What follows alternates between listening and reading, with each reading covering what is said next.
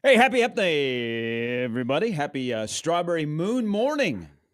You familiar there, Mr. Matt, with the Strawberry Moon? Is that an ice cream flavor?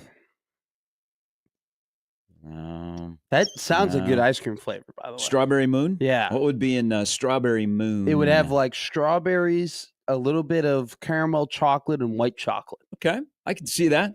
But if you're into that, it's a Strawberry Moon morning here in the Big O, the home of the College World Series for the 75th year. Actually, technically the 76th, but we didn't have the 1 year because of COVID. So we love the College World Series. Maybe we're not a big college baseball town, but we love the College World Series. And 7 teams will arrive today on the road to the national championship. Welcome. Good morning, Arizona. Yes. Arizona got in yesterday. Look good coming off the plane. Got a good variety of sunglasses coming off of there. Had some aviators, had some Oakleys. That's what happens when you live in Arizona. That's what I judge. I go, what type of sunglasses they got coming off the plane? How cool did they look coming off the plane? I would do that when I played high school sports. I would look at the other teams warming up, and I'd be like, that guy looks good. That guy doesn't look good. That guy looks good. They all look like they're good at baseball. Line a Coke off a groupie's ass. Go out and hit the ball. Hey, now I can see why Mixed Sportsbook is about out of business. That's how you judge if somebody's good or not. The Sportsbook has been on fire recently. Then you've lost a lot of money on Nebraska. You've been like, God, man, Damian Jackson, the first guy off the bus. Nebraska might win by 40 today. Wait a minute. They lost a one-score game. Nebraska football has looked good coming off the bus for the last couple of years, haven't they? They have. But you know what? That didn't appear in the anonymous quote from a Big Ten assistant coach this year about Nebraska. It's always been, man, they look really good getting off the bus, but, man, when the game starts, they don't look as good. Maybe that's changing. Things have turned the corner. We no longer talk about guys getting off the bus. Because isn't the guy that gets off the bus in Lincoln usually Dylan? The first guy? Yeah, isn't it usually Dylan these days? Well, he looks great. Well, he looks incredible. If he's intimidating. I think Dylan's pretty intimidating. He's a taller guy. There are people that saw him with his satchel on Friday. That wasn't maybe not the most intimidating guy that's going to beat you up in a back alley, but he doesn't need to. Well, thankfully, he's not walking out of the bus with a satchel on. I was about to call it something else. I wouldn't be surprised if he does. The satchel is very important to him. He's a trendsetter, and the satchel. You watch the blanket. The accessory of the satchel. But some people are going. I hope he doesn't, because I hope he does. Be different. No, because some people are not going to call that a satchel. They're going to call it a purse, and then they're going to say, the Patrick Mahomes, impersonator is walking out of the bus with a purse on, and you'll have all the Manalytics guys telling you that he's not a real leader. New material. How can you be a leader of men when you have a purse on? And how can guys be inspired by this guy when he's buying a purse? Roger Staubach didn't wear a purse. Or sleeves. Terry Bradshaw didn't wear a purse. Nobody prior to him at Nebraska in the last 10, 15 years has worn a purse. And where has that gotten us? Okay, and it's not a purse. It's a satchel. It's a satchel. I smell what you're cooking. What if it works? What the haters were saying? I'm over the haters. Are you saying that if Adrian Martinez was wearing a satchel, that Nebraska might have won a couple more games? I don't know. I would have looked for any advantage. Any advantage. You could have been shirtless getting off the bus, okay, if that would have helped you win a football game. They tried with suiting the guys up from Gary Michaels, suited and booted. Where'd that get us? Okay, nowhere. Just get off the bus and go straight on the field and just play some ball, okay? That's okay. And if you how about screw the bus? If you how about we just have him sleep? Because I don't want him to be. I don't want him to be worn out before the game. I want to have a good night's sleep and then ride the bus in. The anticipation, the fans be able to welcome him in. I don't know, like the fans will welcome in College World Series teams.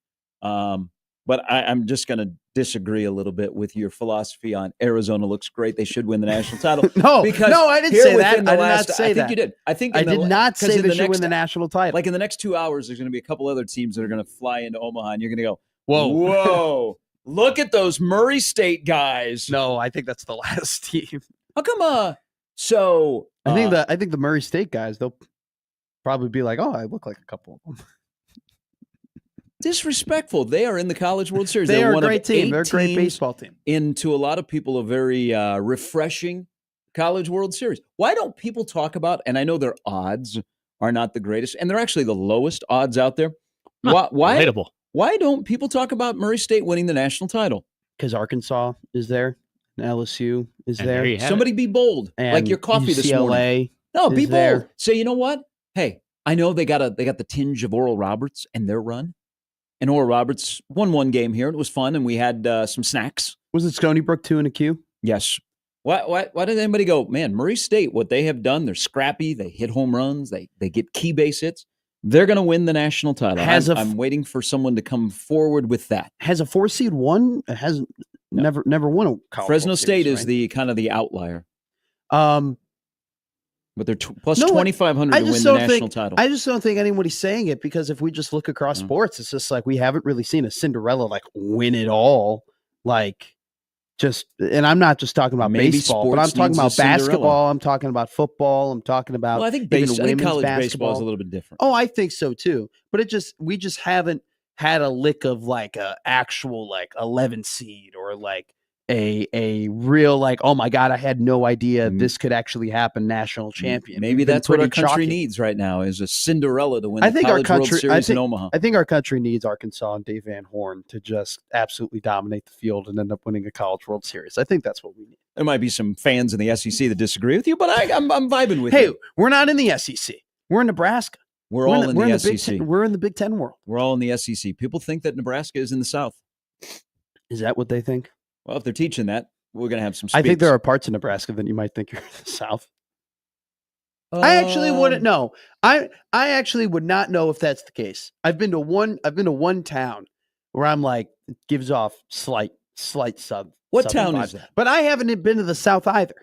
What town gives you a vibe of? Went to Stanton, Nebraska, where they had like one tavern and one high school and a lot of farmland. You think the southern part of this country is just small towns with one high school? And dirt roads, one bar, one street light? Yes. How much do you want for that onion, sir? This is my city boy skewed view of what a southern town would be.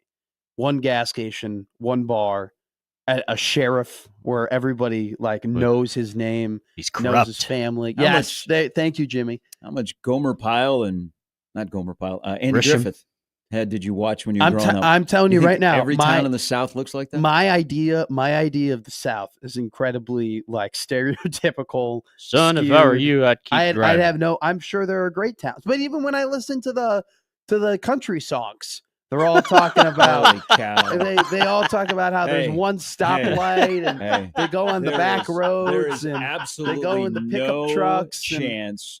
Absolutely There's a no reason chance I think this way. that you will be on the welcoming committee for the College World Series. No, what do you mean? Hey, welcome, Auburn. I've heard about your town. I listen to country music. I'm just telling you. You think that Lainey Wilson's on the Ozempic? Whoa. I love Lainey Wilson. I wore a Lainey Wilson t-shirt. I have a Lainey Wilson t-shirt I wore over the weekend. Don't say anything bad about her. I watched Yellowstone. Why are you looking at me like that? I like my women of the country. My Megan Maroney's and my Kelsey Ballerinis and my Lainey Wilsons. Tanya Tucker. But man, they live on. Man, it's amazing that they've gotten so far where they are. They were at the CMA Fest last week because, you know what? They grew up on a dirt road. They grew up where they got a gully in front of their house, and sometimes when it rains, they get a gully washer and it just floods out, and they can't get out of their house. You know what they do? They go back in the bedroom and they just start writing some music. And the next thing you know, we are on The Voice on NBC, and the next thing you know, you're with Jelly Roll, and you're out on stage, and you're just touring all over the country. It's amazing how it happens. And then you know what? You got a diehard passion for a little college football in the fall, and maybe you get down to Tuscaloosa, or maybe you slip on over there to Gainesville. And you know what? Then you got a college baseball team. And you know what? Let's go to Omaha. I've never been to Omaha before. Not sure what Omaha is like. Let's get up to Omaha and see what kind of them people are up there in Omaha. Oh, my God. They have freeways. Oh, Jesus. It's just really, they got Google Fiber in Omaha. This is an amazing place. I think we should come back here all the time, Sankey. Mm-hmm. Siski? Mm-hmm. Siski and Sankey? I was coaching A.J. McCarron. No, stop. I can't do it. Stop. Who's that? You sounded a little bit like that. What is his name? Zach Top? I was just going to say a Feinbaum caller. Sounded like, I think that's his name, Zach Top, this new country artist. That damn Duke coach, man. Like, I've actually haven't done a lot of riding recently, and so September, because we've been on the road so much, we're gonna really get down. We're gonna write. I am the one that loves all Americans. I don't care if you're from the South or the West. Whoa. You have crushed No, I have the not. Southern people. No, I have not. They've only had running water since just Cameron admitted- Newton and was the, at Auburn. and the people that live in Stanton. People who live in Stanton love me. All right, shout out Barrett Wilkie. He won the recently selected. You I think just destroyed their town. He set a class, I believe, stands in Class D. He set a Class D record for the not the shot put. That's No, true. it was the He shot has put. me thinking So shout Boss out Barrett Hogg Wilkie runs that and the town. Wilkie family over in Stanton, Nebraska. But they have one. I think it's like the Wolf's Tavern. You That's know, okay. That's small town it's America. one, I and don't they have care one wherever gas you're at. station. I'm just saying, it's just a small town. That's small town America. That's just what I think the South You is. should embrace it. I just hear the annoying banjos. I'm admitting Hey. to everybody that I have a skewed, and inaccurate vision of what the South is. Okay, You need to get out and explore Nebraska, west of Gretna. I am the worst traveled, At least get to well-traveled Ashland. human because I've taken a lot of vacations, but they've all been in Florida. I know Florida well. Everywhere Well, else, I'm uneducated. Well, there's part of northern Florida that Well, we is the haven't. South. we haven't been to northern Florida. Well, northern We were Florida is just an vacation. extension of Georgia. Unfortunately, there weren't any Marriotts in Tallahassee. No NBA or NHL finals last night, but we have a game 3 tonight. Let's talk about the TV ratings and everything else that has nothing to do with the game that'll be played on the floor, because that's what the NBA is. Also, Nebraska football yesterday got a good offensive lineman name. Oh, Like Rex. top notch. Rex is a solid offensive lineman name. And the fact that And you dinosaur. are 17, 18 years old and your first name is Rex, Yo, that has a potential there. But Nebraska has added to the recruiting class. Is Rex the new Brock? To do what? Brock. Whenever I met somebody named Brock, which has been 3 times in my life, I've been intimidated. I feel like Rex is like All 3 times. Yes, every single So tell me every about single tell me time. about these Brocks. Brock Brock Purdy Lesnar. in the Super Bowl is pretty intimidating. Well, no, You no, met Brock Lesnar. He might be didn't the you? least. He might be the least. I wish I met Brock Lesnar. I'd love to meet Brock Lesnar. But Brock Osweiler. anyway, Rex, What happened to him? intimidating name. Awesome. He's on. Isn't he on like the Pac-12 CW or something? He was being a color commentator for college football this year. Rex Grossman. What was the end of his career in the Broncos? A little off the field, like a team party, No. got into a skirmish or something? No, that's Bo Callahan, the quarterback from draft day. He Oh, ended I was his thinking, wait, career in Miami, I thought, and then he went to Bill had another son. Then he went to Houston. Didn't he go? He went from Denver to Miami to Houston. But he was the Broncos like guy. Yeah, he was Much playing. like So Brian during their Griese Super was the Bowl year, guy. he came in, and I think he started like 7 games, and then Peyton came back, and Peyton led them on the Super Bowl run, and then I think he signed a deal the next season, I believe, with the Miami Dolphins. Yeah. He is in. I saw him doing color commentary I think during the you're- college football I season. think you're absolutely right. He does have a Super Bowl ring though, so does that put him in the Hall of Fame according to your standards? Absolutely. No, puts Carson Wentz in the Hall of Fame though. Okay. All right. It doesn't. It does not. We had Absolutely a not. college football tweet where we went, uh-oh. I think a former ESPN college football writer who's kind of on his own has just gone off the reservation with a tweet that he had yesterday. Also, we had a little thing yesterday in the baseball world down in Kansas City. Just to remind everybody, they still have Bobby Witt Jr., who was a dude, but Kaggs made his home debut last night. 30,000 plus showed up at the K to watch the Aaron Yankees. Judge almost hit a ball out of the K. Yeah. He hit it 469 feet. Yes. Is that right? So he hit it off the facade of the Hall of Fame out in left field. There were a couple of things that were wrong with that last night. Now, I know if you're a Royals fan, you're like, well, the whole damn game got Well, beat yeah. 10-2. There is They got to run. There is a picture of the highlight. So Judge, who is Freaking nature. He's good. He's unbelievable right He's now. insanity. He's good hit at nearly baseball. 400. He's got 24 home runs, and I don't think people talk about him enough, but that's baseball's problem. And it's also, I haven't been great in the postseason, there is a guy. I mean, that ball, that's one of the Oh, yeah, longest he's balls. Mr. June. That's one of the balls that's been hit the longest No, that's in Seiya that Suzuki. stadium.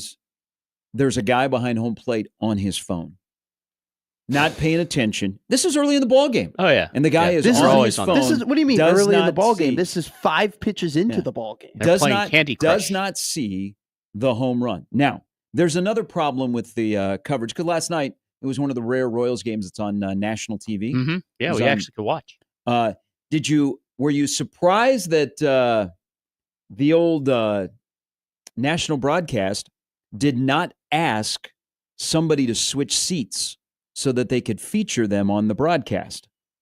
No. Did you watch the game last night? I watched the game. Did you see who was sitting behind home plate? I did not see who was sitting behind home quarterback. plate. My quarterback was at the game yesterday. With Alfonso Rivera. Lady friend.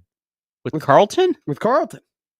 He was with... Man, I got to stop taking edibles at night. He was with Chris Oladokin, the former wide receiver. Oh, okay. That's who was sitting next to him. But he took a picture with Carlton. Yes. So I saw that. So and he was with his lovely wife. In the view from the center field camera, Mahomes was not in the picture. It was a random chief who not many people know unless you're a Detroit Lion fan, where he had a 64-yard touchdown reception in that game. J.J. Burden? You do not know who that is. I'm surprised that the national broadcast didn't say, hey, Patrick, can you slide over one? So every single pitch, Patrick Mahomes would be in the camera lens. And I think Patrick Mahomes probably would have said respectfully, no, I'm going to watch my team, which I am a part owner of. And I was surprised when he's gone to games. That's one of in a box. That's one of the rare times he has sat, like especially in those seats right behind home plate, where people like Tech Nine sits for playoff games. He usually sits up in a suite because you're just going to get bombarded. Man of the people. Man of the people. Hey, seeing his constituents. Seeing his team that he owns? Yeah, and seeing the people that, he does the things for. He's one of the people. He's a man of the people. He's a man of the fans.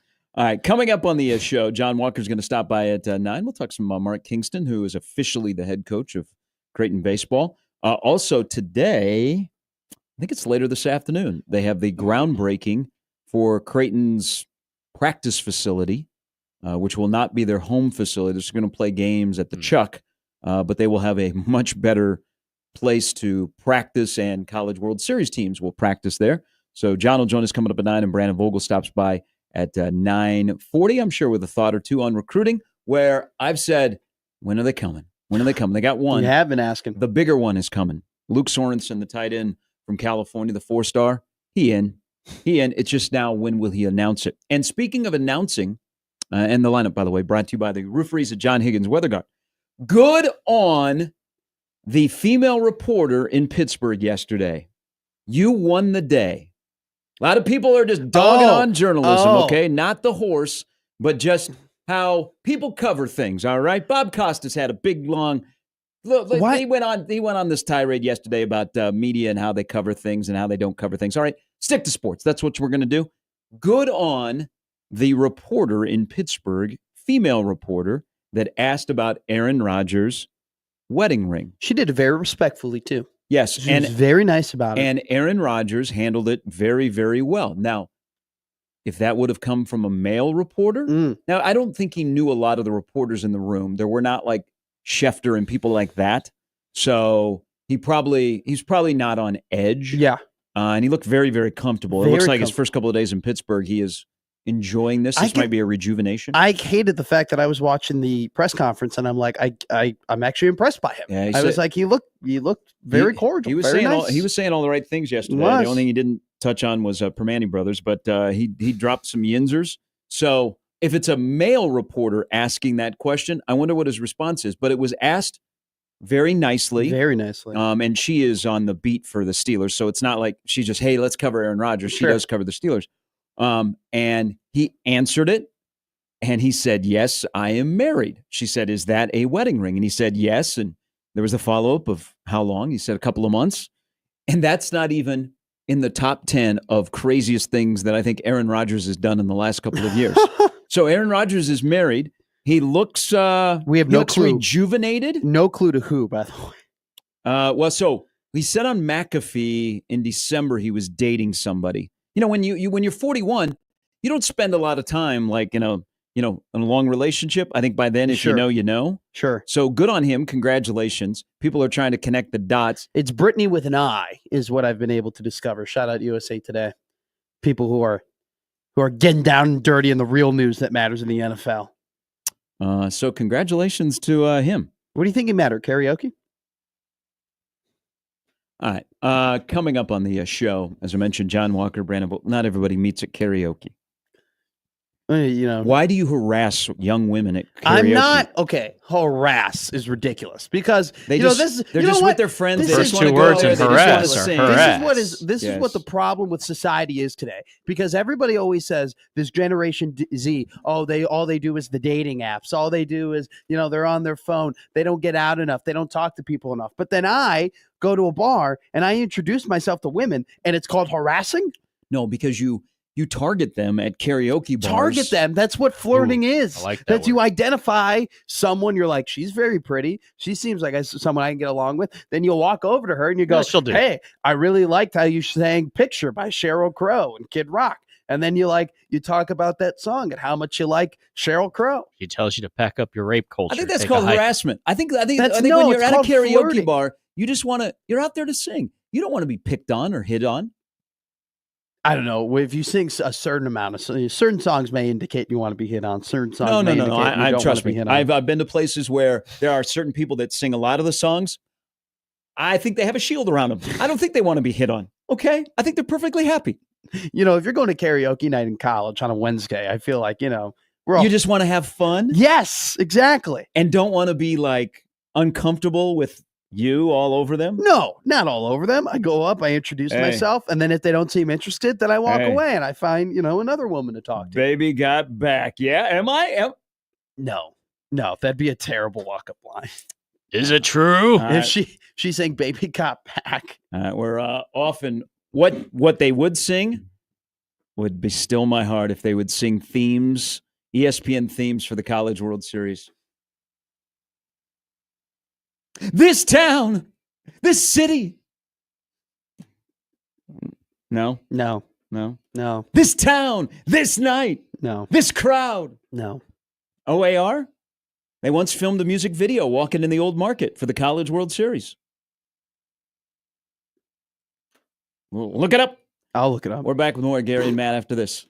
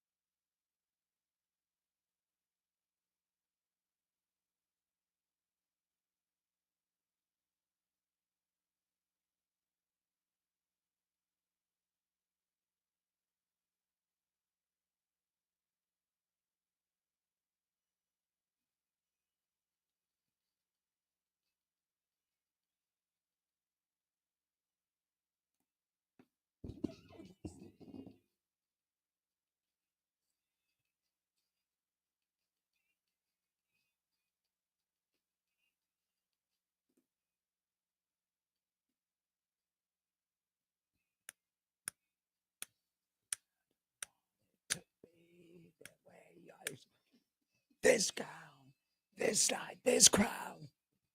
This is the theme of the College World Series. You know, it's been This is the most 2008 song I've ever listened to in my entire life. this Every song ever written from 2006 to 2009 went like this.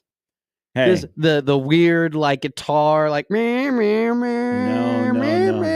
This is the same the College same World Series. drum beat over and over again until they hit the high. Like, Why you got to hate the College World I'm Series? not in hating the Omaha? College World Series. This in is Omaha. This is the College World Series. You know I love the College World Series. I love You hate the people. Omaha. No, I don't. I love Omaha. I love the people. I love the town. I love the food. I love the beer. I love the party.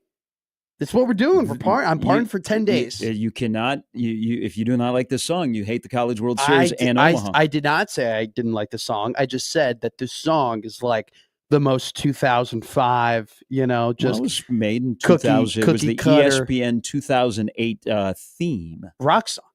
It's great. Doesn't mean it. Look, if it ain't broke, don't fix it. And for about 5 years in rock, we didn't fix it.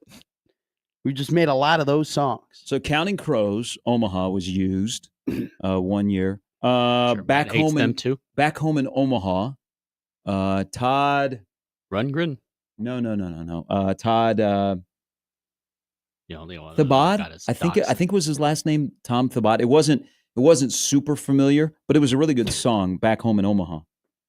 Then the Bowling for Soup 1 year had an ESPN theme. Oh wow! I like soup. Ready. I like It bowling. was like Ready or Not, Omaha Plays or something like that. I don't know. I I think feel like Smashing Pumpkins would be great for like if we're just going off of this vibe here. It'd be great for a CWS. well, they Anytime it I has get to to be a little mention has to be a little Smashing Omaha, Zero? has to be a little Omaha centric. Like with something Omaha in the name. So we're not going to get a Travis Scott, just theme overlay. No, I'm surprised Fiend. surprised Fiend. 311. Like they have never done a song where ESPN would use it for the College World Series. I think this year's theme, To do grassroots. I think this year's theme that they played under some promos is a Jelly Roll song, I believe. Okay, Jelly but rolls. nothing on the level of OAR. This town, this crown. That's not how it goes. It's kind of U2 ish. They got It's a like little like a slight. They got a slight Carry, U2 carry, in them. karaoke. This town. God. If the moon was made of spare ribs, Just keep going. doctor, I'm just, it's a I'm just simple listening. question.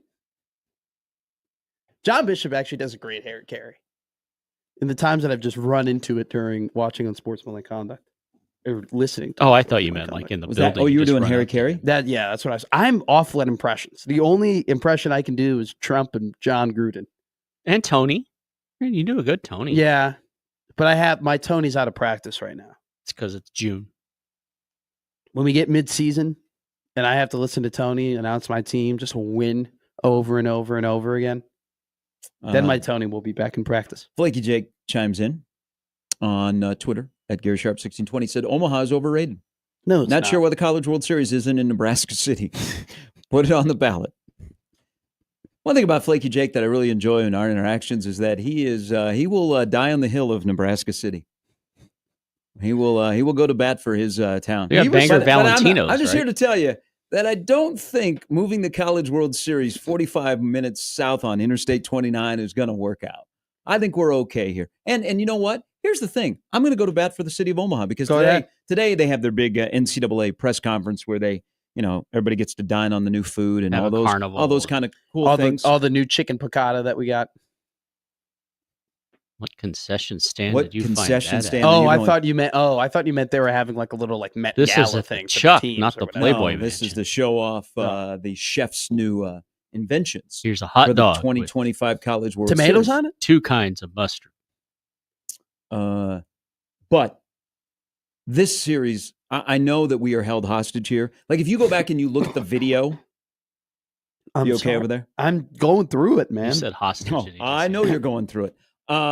If you go back and look at the video of 08, so that's at Rosenblatt, and you see People forget it's Rosenblatt. like, you know what? It is the blue collar men and women of Omaha Mhm. in the stands, okay? And then we went a little corporate. We moved downtown and we yeah. got held hostage by the NCAA. Collar. And sure. and here's another thing about the College World Series, which this year is the 75th anniversary, and they have a lot of cool things that are set up to celebrate it, and we should. Concession the prices, friggin' like the first tournament's been in this town for 75/76 years. You don't hear this phrase anymore. Oh, I bet. What would it look like in Indianapolis, or what would it look like in Kalamazoo or Grand Rapids? You don't hear that anymore. And I know that I think the current contract with the NCAA and the city runs through 2035. Let's be honest. Okay, you would screw up college baseball by moving the College World Series because all of these programs that have Omaha either on their outfield wall or in their facility, they'd have to repaint. Yeah. They'd have to repaint, and they don't want to repaint. Wait, we got some tight. Hey, we are tightening the budget at colleges. That's the last thing we want to do is to get rid of all of the Omaha stuff in our baseball facilities. You're worried about the interior design of billionaire. I'm making a case. That stuff adds up. The series is never leaving here. Okay, nobody else can do what we do here for the College World Series, and it is synonymous with Omaha. And I think there would be an outrage. Oh, my God. Complete outrage if they tried to move it out of Omaha. And you know what? I don't think anybody else in the country could do what we do here with the whole setup because, you know what? We just don't show up for 2 weeks and put on an event. No. We do it all year long to prepare. So I just want to go to bat for the Big O. You don't like the Big O. You That's don't like not OAR. true. I'm That's standing not up. true. I'm standing up for the town that houses our radio station that will be at Omaha Baseball Village for the entire series, and all the games are here. Now, another question about Omaha Baseball Village. We were talking about this off the air. Go ahead. So we just had a promo. So the Omaha Baseball Village kicks off tomorrow. Yes. Did our wonderful, legendary Ed Thompson, who is the voice of many, many commercials, did he say they're giving away ugly sunglasses or Oakley sunglasses at Omaha Baseball Any chance Village? we can replay the spot off the board? Is there any shot? No, it'll replay if you listen long enough. Okay. We want people listening. But am I crazy to think that he said ugly sunglasses? Garrett, full transparency here.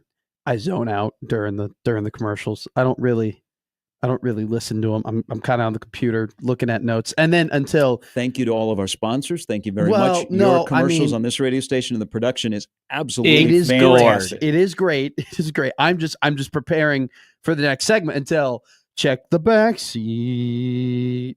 That's not an ad. That's an ad for not killing your kid. No, I know, but when that comes on, that has my full attention because that's just a great jingle. Well, you should check the back seat. That and Call Moose Roofing. Thank you. When the moose Call Moose Roofing. Now you're gonna have to apologize during your live read. Pat Moose. Forgive him. I'm sorry. Hey, the storms haven't been around in the last couple of weeks, but hey, you got to make sure that you're prepared. So get a hold of Ed and see if, because I'm now in. Are you a little curious? Worried or about worried? it? No. Are you worried or curious? I'm curious. Like, I think it's supposed to be Oakley sunglasses. No, it's Oakley. No, it's but Oakley. I think he said ugly sunglasses, and he just never double checked his work.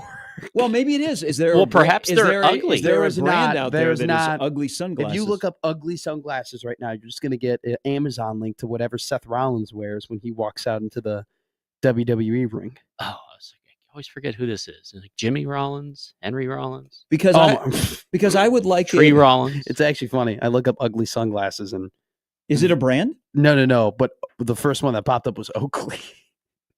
I think it's supposed to be Oakley. No, it is without a doubt supposed to be Oakley. I think we just need free Oakley sunglasses on this show so we can see for ourselves. Hey, there's Ugly Stick Fishing, which sells sunglasses.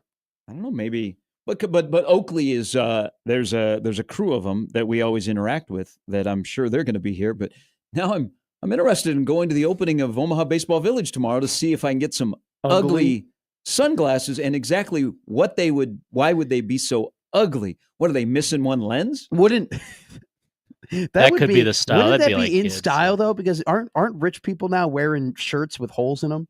Wasn't that a big deal? That there was like active holes in shirts that rich people like Dave Portnoy, who founder of Barstool, he was wearing a lot of like holes in the shirts. I'm pretty sure Timothy Chalamet was wearing some holes in the shirts. Same person. Okay. I thought it was the jeans. I'm still blown away that people pay lots of money to have jeans that are already shredded. But that's for like 2 decades now. We've been doing that. Paying money for a visor. We've been the doing rest that of your for a hat. while. I'm almost positive holes in the shirt are in. But for only rich people? Only Well, rich people. I just see a lot. Only I'm rich not people. So us saying radio I did folk are not out. Say only. Would you show up to work if I showed up to work with holes in my shirt? What would you say?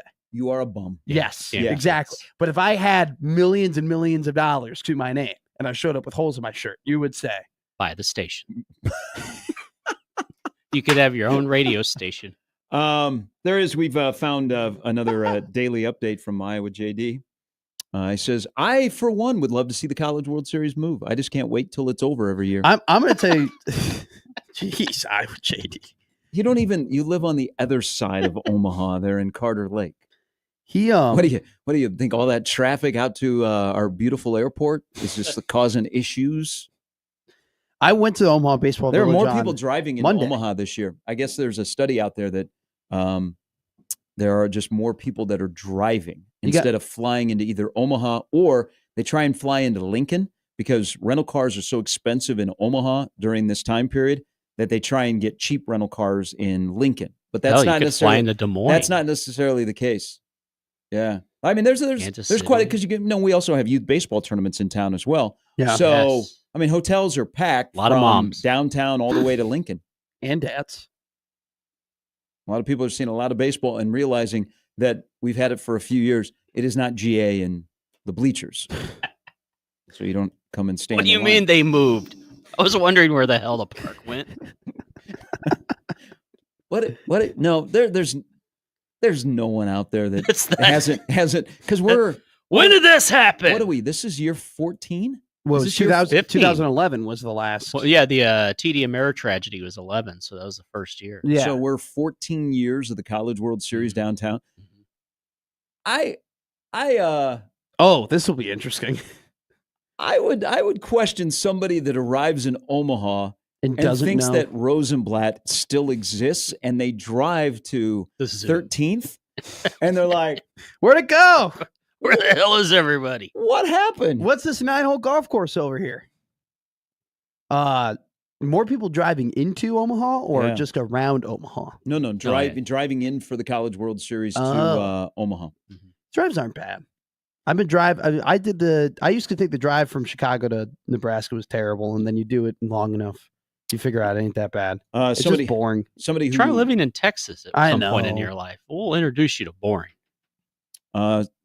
Hey, because I was downtown last night.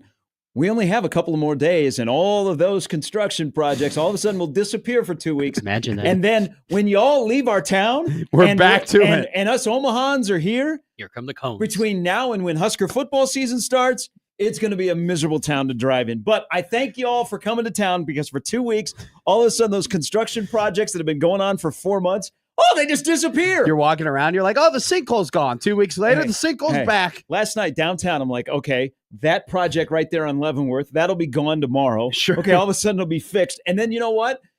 Coming up on June 24th, it'll be right back under construction. Brandon, who is a worldwide traveler, and I mean a worldwide traveler, texts in.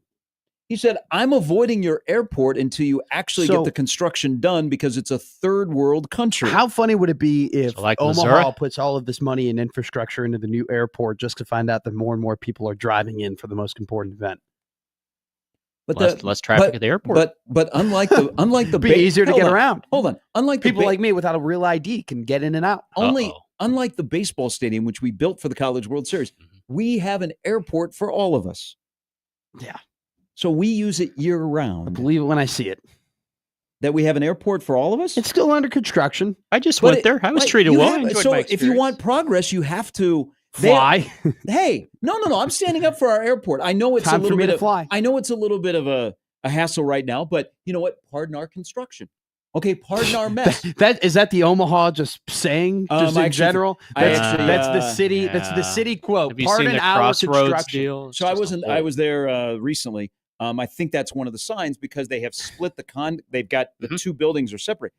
They are making progress, and when it is done, you are going to go even if you're not flying out. Yeah, You're just to going to go just to go. Wow, It's incredible. this looks so much different. So we needed it, because Those new we're bathrooms a are nifty. world class. We are a world Do they class have city. troughs? So we have to have that. Damn. So you have Troughs to in an airport. you have to have a little bit of inconvenience to get, but it's going to be a couple of It's college got to World Series. get dirtier before it gets cleaner. Yeah. So That's what I I'm used to not- tell my you do parents when I not- cleaned up my room. Do not knock our airport. You will love it when it's done, and you will love to eat there. Can we get to the? That's I do, the part I I'm do most have a interested point in here, because the though. rest of the airport, I had a good But so experience. I think people understand. Like it's going to catch some people off guard when they fly in, and they'll be like, "Whoa," because there's some things that are definitely different about the construction of the airport, but they do a good job with all the signage. You have to understand, you got to do that to get to the end result in 27.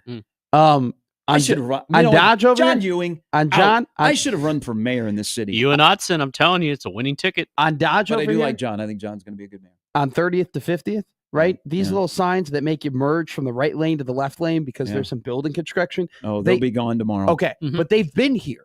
Oh, they'll for be the gone. last They'll be gone tomorrow. since I've moved here. For the last 6 months, they've been here. Well, they'll And be here on people your last day still- too.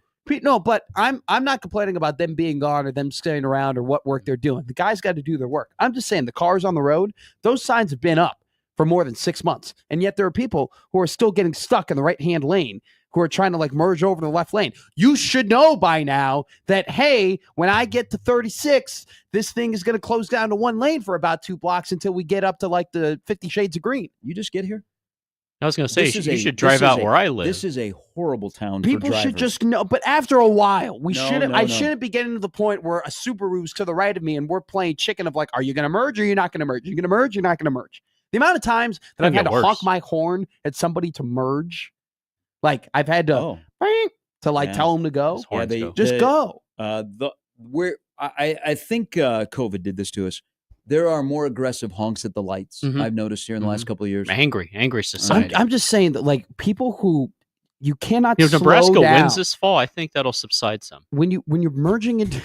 You think Oh yeah, they get 11 Happier and win, people. an 11 win season? No, will make just everybody better? 9 wins. People, it'll get better. Maybe going back to driver's ed will help some people out because you can't slow down when you're merging into a I try. highway, which multiple people Are have. you a zipper guy?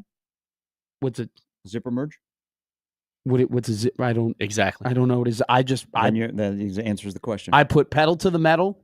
Okay, you're the problem. You're not the solution then. No, I go fast and turn. I find my lane and I hit my thing.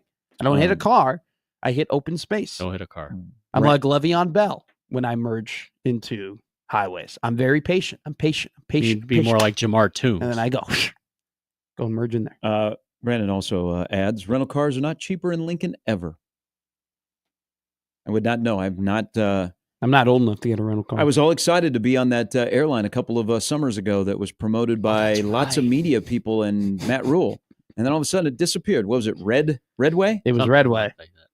Why were you part of the promotion of that? Yeah, because I was working in a news department at the time, and we were all over that. And Rachel Barth was in and out of the studio doing all these interviews, and we were on the front lines telling people, "Hey, we're becoming a more national city, and more people are going to come in, and more places go out." And then 2 months later, we see the Facebook post, "We ain't doing this anymore." So yeah, felt like a little bit of a Yeah. waste. You ain't Omaha.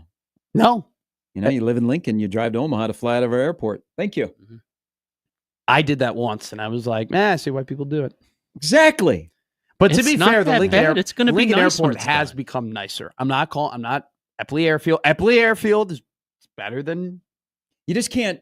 You just Epley can't. Airfield's great. You can't get conveniently to many places out of No, Lincoln like you no. can in Omaha. Absolutely. All right, 8 No. teams, 1 trophy. Gateway to the world. 7 of the 8 arrive today. There's a diamond in the middle of the outfield at the Chuck this morning.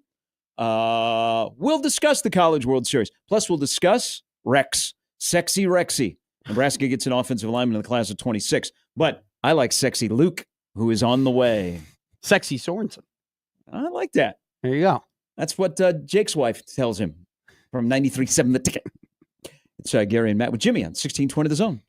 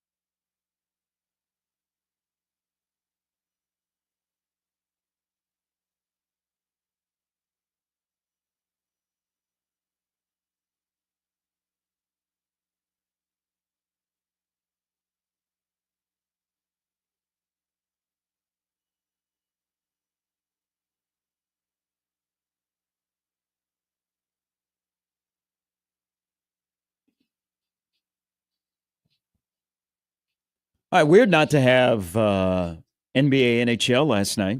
Major But, League Matt. So our Cubs won. Ian There- Happ, 2 of the 4 home runs. It's Saya June, baby. It's a Saya June. Dodgers had a position player pitching in the 6th inning. The Rockies melted down in the 9th, and the Giants have won 6 in a row. I think Judge just hit another home run. I read today that the Dodgers have 14 injuries right now.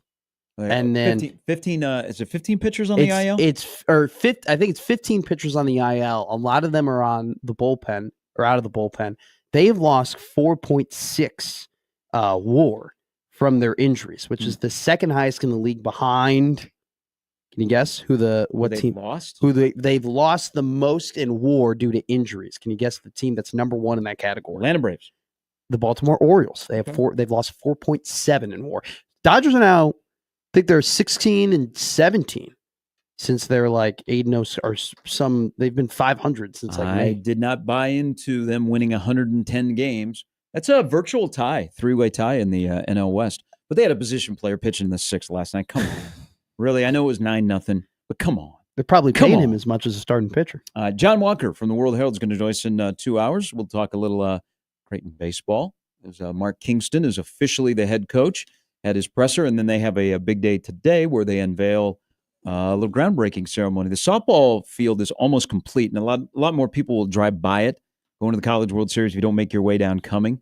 It looks beautiful. It looks really, really nice. I mean, you're going to have the 3 Division I softball complexes in this state are bangers. Yeah. You know, Connie Clausen Field, I think, is by far the best facility in that league. The facility at Creighton is got to be the best in the Big East. And then I would say I keep seeing Northwestern in my head. I think Bowlin Stadium probably is a top or close to the top softball facility in the Big Ten. So we are a softball state. We are an everything state. So we get to the fall, and then we'll be a volleyball state again. And then we'll be a football state. But we're always football. And yesterday was good news for Nebraska as we welcome back into Gary and Matt. I said, when do the commits start coming? When does the faucet turn on? You've said that for the last couple of days, yes. Well, it's almost maybe you had an inkling. So here's my thing. Yeah. And I know that Nebraska laid the groundwork and probably more for 27-28 with what they put on over the weekend. Oh, yeah. And what they're doing here in the month of June. But I'm looking at schools around the country, and June has now become like the monster month, and schools are picking up fairly significant commitments. Yeah. Now, not necessarily commitments that have Nebraska on the list, but like a Jordan Campbell, who was a linebacker recruit, stuck with Miami over the weekend. Nebraska wanted him. Nebraska gets a prioritized offensive lineman yesterday to commit from the state of Arizona. So Rex Waterman, who is listed as a 3-star recruit, 19th best player in Arizona. Do what you will with your rankings. I will do that. The man stands 295 pounds. And there it is. Here's why. And then it looks like watching his high school film, plays in a good area of high school football and a good area that Nebraska needs to establish. Hey, we are still a national brand, and we'll go everywhere to recruit, whether it be into the Phoenix area or on the East Coast, wherever it might be. So they go back and let's be honest, the state of Arizona has been good to Nebraska football for a long, long time. Shout out T-Rob. If Nebraska cultivates that area, it turns out very well. I mean, technically, their starting quarterback, they first were in contact with him when he was living in Arizona before the family moved to Georgia. Now, am I getting giddy about this pickup and the first time in a while that Nebraska has got a verbal for the class of 2026? Probably. You kind of are. Not really. I think you're excited to see what go through the hoop. Not this will not. He will not be in my Super Six when it's all said and done, because now I'm waiting for Luke Sorensen, who has canceled his visit to Penn State, and I think he's coming to Nebraska. He's the 4-star tight end. But I will now be very curious on how this small class for 26 shapes up. And it will be a small class just because of Nebraska's current roster and the ceiling that is on the roster moving forward, is how many offensive line commits are part of that. Ooh. Like, because I'm looking, interesting, I was looking at Miami's recruiting class, and Jackson Cantwell is atop that list. but half of their commitments are offensive linemen. Could Nebraska get to a point where a good majority of their commitments are linemen over skill guys, and not just offensive linemen, but defensive linemen ahead of skill guys? I think so, because Nebraska has shown the ability to go and get the skill guys of high quality in the transfer portal. And I think what I've appreciated about this recruiting process of Matt Rule and his staff is they've adapted in terms of when they first got here, they did a lot of high school recruiting. Then you kind of saw them transition a little bit more into the transfer portal. Then up to this year where they got, 17 transfer portal commitments. Mm-hmm. And now I think they have understood the landscape a little bit as years and years go on. The precedent is set of what are positions that are easier to get as opposed to positions that are harder to get and more expensive to get.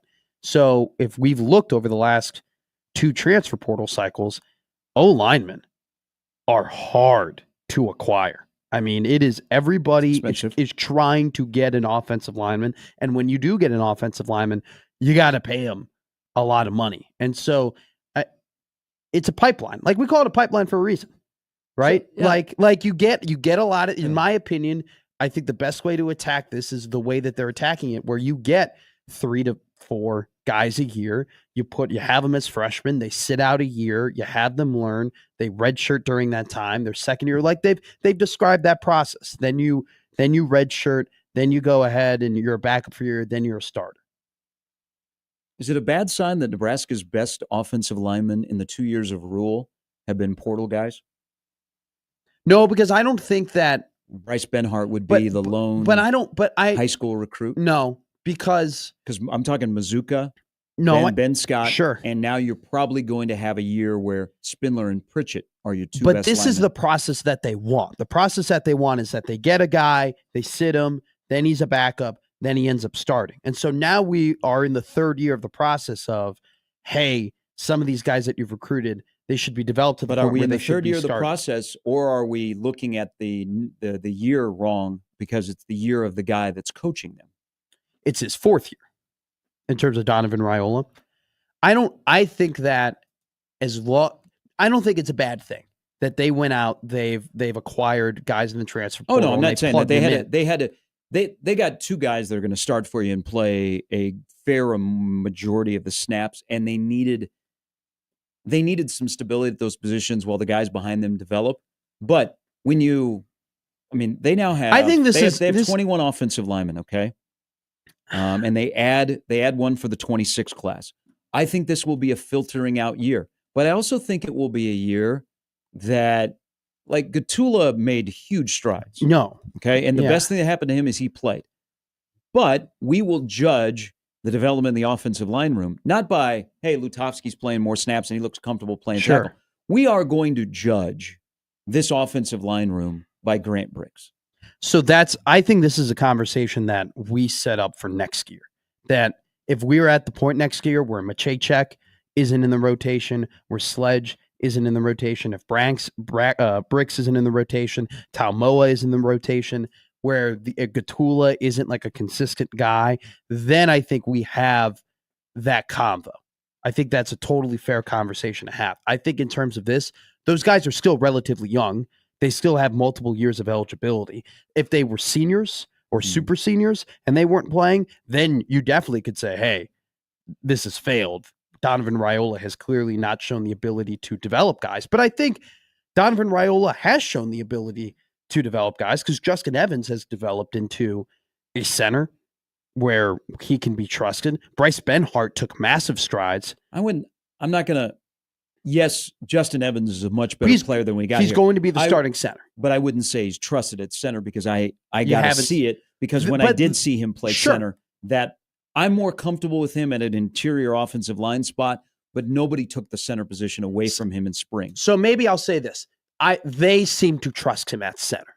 They have explained that they trust him at center. We haven't seen enough to say, hey, he's for sure our center. But I think that let's table this combo. Let's table this criticism for next year. I don't know. This is criticism. I think that's the choice of that word. This is a discussion about reality.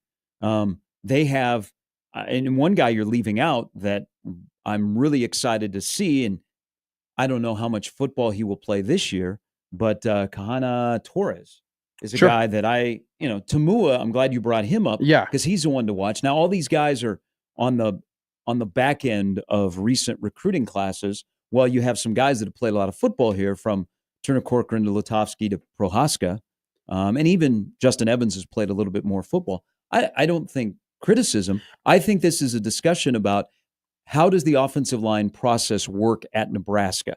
Because is Nebraska going to be able to get somebody that is close to being ready-made that can play sooner than later, Sure. and you don't need them to develop, where they can come in and they're going to be a 2 or 3 year starter? I think that the plugging in, though, of transfer portal targets and acquiring Eli Pritchett and acquiring Rocco Spindler has allowed these guys to have another year to develop and then to eventually become mainstays on the offensive line. Because if there's any way to stunt the growth of an offensive lineman, it's to throw them in there way too quickly, way too soon, and have their confidence go down a little bit, or not take the proper steps in development, or develop too quickly, or have to or just be thrown into the back of the lake and told to swim and they end up drowning. Like, you can make the argument that Turner Corcoran, let's get out of the injury conversation, but the fact that he had to come in and play so early in his career probably didn't do him any favors. And so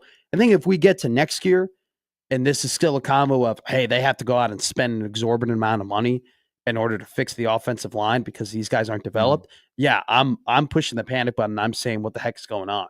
But I think that they have done enough in terms of getting the talent, and they have been working to develop that talent. And I think that bringing in proven guys like a Rocco Spindler to kind of plug those holes, and a Ben Scott, what they've done in years past, to plug those holes before their pipeline is ready to go, I think that's fine. Just as long as the O-line plays well, right? If the O-line is playing like crap, it's not going to matter who the hell is starting or who the hell is playing. It's going to be, you just failed. This also might be an offense that benefits the offensive line, who I don't think has been terrible. No. But they are punching bags, whether they're having a good day or not. The way the offense operates this year may benefit some of these guys that look like they've been swimming. Like, I think Pritchett will benefit much more from protecting Dylan Raiola than he did Jalen Milroe. Because Milroe just doesn't know how to navigate the pocket? Milroe would bail a lot quicker than you're going to see Dylan. I think Pritchett would be set more to have success playing that tackle spot, protecting a guy like Dylan, who is probably closer to the old school drop back guy, than Milroe, who has got the versatility where he can take off and run. Well, I do think, too, what we've seen from Dana Holgorsen is that this offense, from a passing perspective, is going to get the ball out quicker. They're just going to – it just seems like, especially in that USC game and in that Wisconsin game, the reaction time and the snap to ball out time was much faster. And so if you can do that, and they have the athletes to do that from a wide receiving perspective effectively, where you can take pressure off of the offensive line, and you don't have to do a 5-step drop, let me sit in this pocket for 4 seconds and let a route develop downfield. In fact, they got speed all across the board where they can just, hey, we're going to pop it out. Hey, we're going to hit this quick slant. Hey, we're going to run a mesh concept where we're really going to look down the crossers. We're going to run. I mean, that, like, the curls that they would run and the hook routes that they would run with Jamal Banks, toward the end of the year, where it was like, hey, 3-step bang. Like, that takes pressure off your offensive line where, like you mentioned, they're not drowning in it. I would love to see a backup, what the backup depth chart looks like on the offensive line, because I think we're locked into the starting 5. I would hope that, then we do get into that Grant Bricks conversation of, like, you hope Grant Bricks is backup. You just hope you hope that they're actually practicing what they're preaching. Because what they've said in the spring is, we bring guys in and we redshirt them in their first year. And in their second year, they end up being the backups. And then in their third year, or, sometimes it happens to be their fourth year, they end up starting. And so in this process, those guys who have redshirted and who they've brought in from high school should be the backups. That should be the process. If that's what they're saying the process is, then we should know pretty comfortably, hey, Sam Sledge is the backup here. Maciejczak is the backup here. Bricks is the backup here. They will be an older offensive line. They will have a lot of snaps in that starting 5. They played a lot of college football. They had that last year, too. And they've had it for a while, but I would like, instead of going out to pay for a starter, I would like Nebraska to be able to win a battle where an offensive lineman, and this isn't a Rex Waterman, because Sure. they didn't look at him and go, okay, that guy's going to be on the field next year. I'm saying to win where a high school kid, because they kind of thought that Bricks might be that guy, but there was the transition from the style he played in high school to here. So that's fine. Is they walk in and you go, okay, all right, we have a shot to start playing football in year number 1. That's what I would eventually like to see. I'm not against being an older group again, because they have some guys. I mean, whether it be Benhart, who played the most snaps of anybody ever on the offensive line, or excuse me, the most games, you have guys that have been here for a long time. I mean, Corcoran, Lutovsky, and Prohaska, you would think are out of eligibility, but they are just now into their final year of eligibility. Yeah. Well, I mean, the injuries have played a ton into that, but for how I see it isn't, I don't have the worry. I'm not saying you are. Or there haven't been guys behind them that have made it easier to process guys that have closed the door on those guys being able to come back and grab some snaps. I'm not saying that you're worried about the development of the offensive line. I'm not making that claim, but I'm personally not worried or find them bringing in transfer portal guys as a red flag or anything like that, just because they have been very clear and concise in terms of what they are trying to accomplish on the offensive line and how they're trying to develop guys. And they have, throughout this process, have made sure, hey, we are getting offensive linemen every year in recruiting class, and we're making sure that we are going after top guys, whether or not they get them.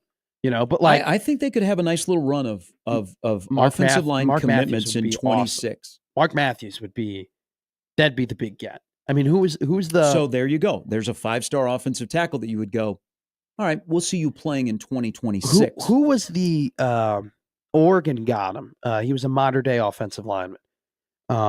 It was the first year of Matt Rule's. First year of Matt Rule, they brought in those 30 commits, or those 30 big time prospects in a Memorial Stadium. He was a part of it. He was with Nate Frazier. Brandon Baker, was that his name? Yes. Brandon Baker.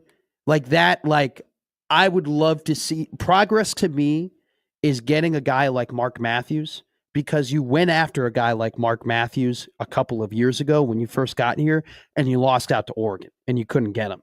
2 years later, you end up getting that same type of archetype. Hey, 5-star, number 1 top tackle, and he commits. To me, that would show incredible progress into where they are now to where they've been. I think so. They got 4. They added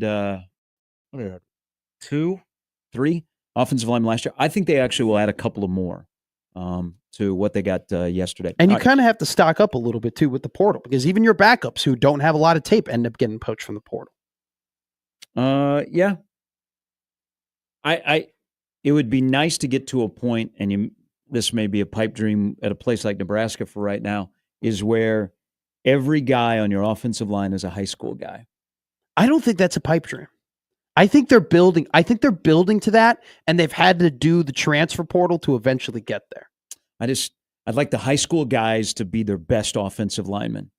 I think they have been successful in the portal, but for linemen, I'm a high school guy at heart. Thank you. It's Gary and Matt. A little bit later, Brandon Vogel will stop by, and we'll talk some offensive line recruiting with him, among other things, and projects that he is working on here in June. 73, 74 days. And we're around that Tomorrow area. will be 11 Thursdays from Arrowhead. I prefer that countdown. We're back with more after this on 1620 The Zone. Let me tell you about Moose Roofing. Yeah, you've heard the jingle. Even young Matt here, who doesn't listen to commercials on the radio stations, listens to Moose Roofing. And if he had a house, his most valuable asset, he would call the MVPs of roofing Moose Roofing. Why? Because of the experience that they are delivering to their customers. We have a listener who has been hearing me talk about Moose Roofing for a couple of months now, and their son needed help with their roof. They contacted Pat Moose at Moose Roofing, and they came out. Sean Michael was there. He was like, okay, what are we going to do? Sat down, got to know them very, very well, and went to work, got on the roof, assessed the damage. It wasn't major damage, but it needed a couple of things fixed. So they went to work right away. The project manager was there, the whole crew was there. And then when they were done, the place was spotless. And they helped them work with their insurance company. That's one thing about Moose Roofing. And remember, they are local. They've been here for nearly 30 years, roofing, siding, gutters, commercial roofing, residential roofing.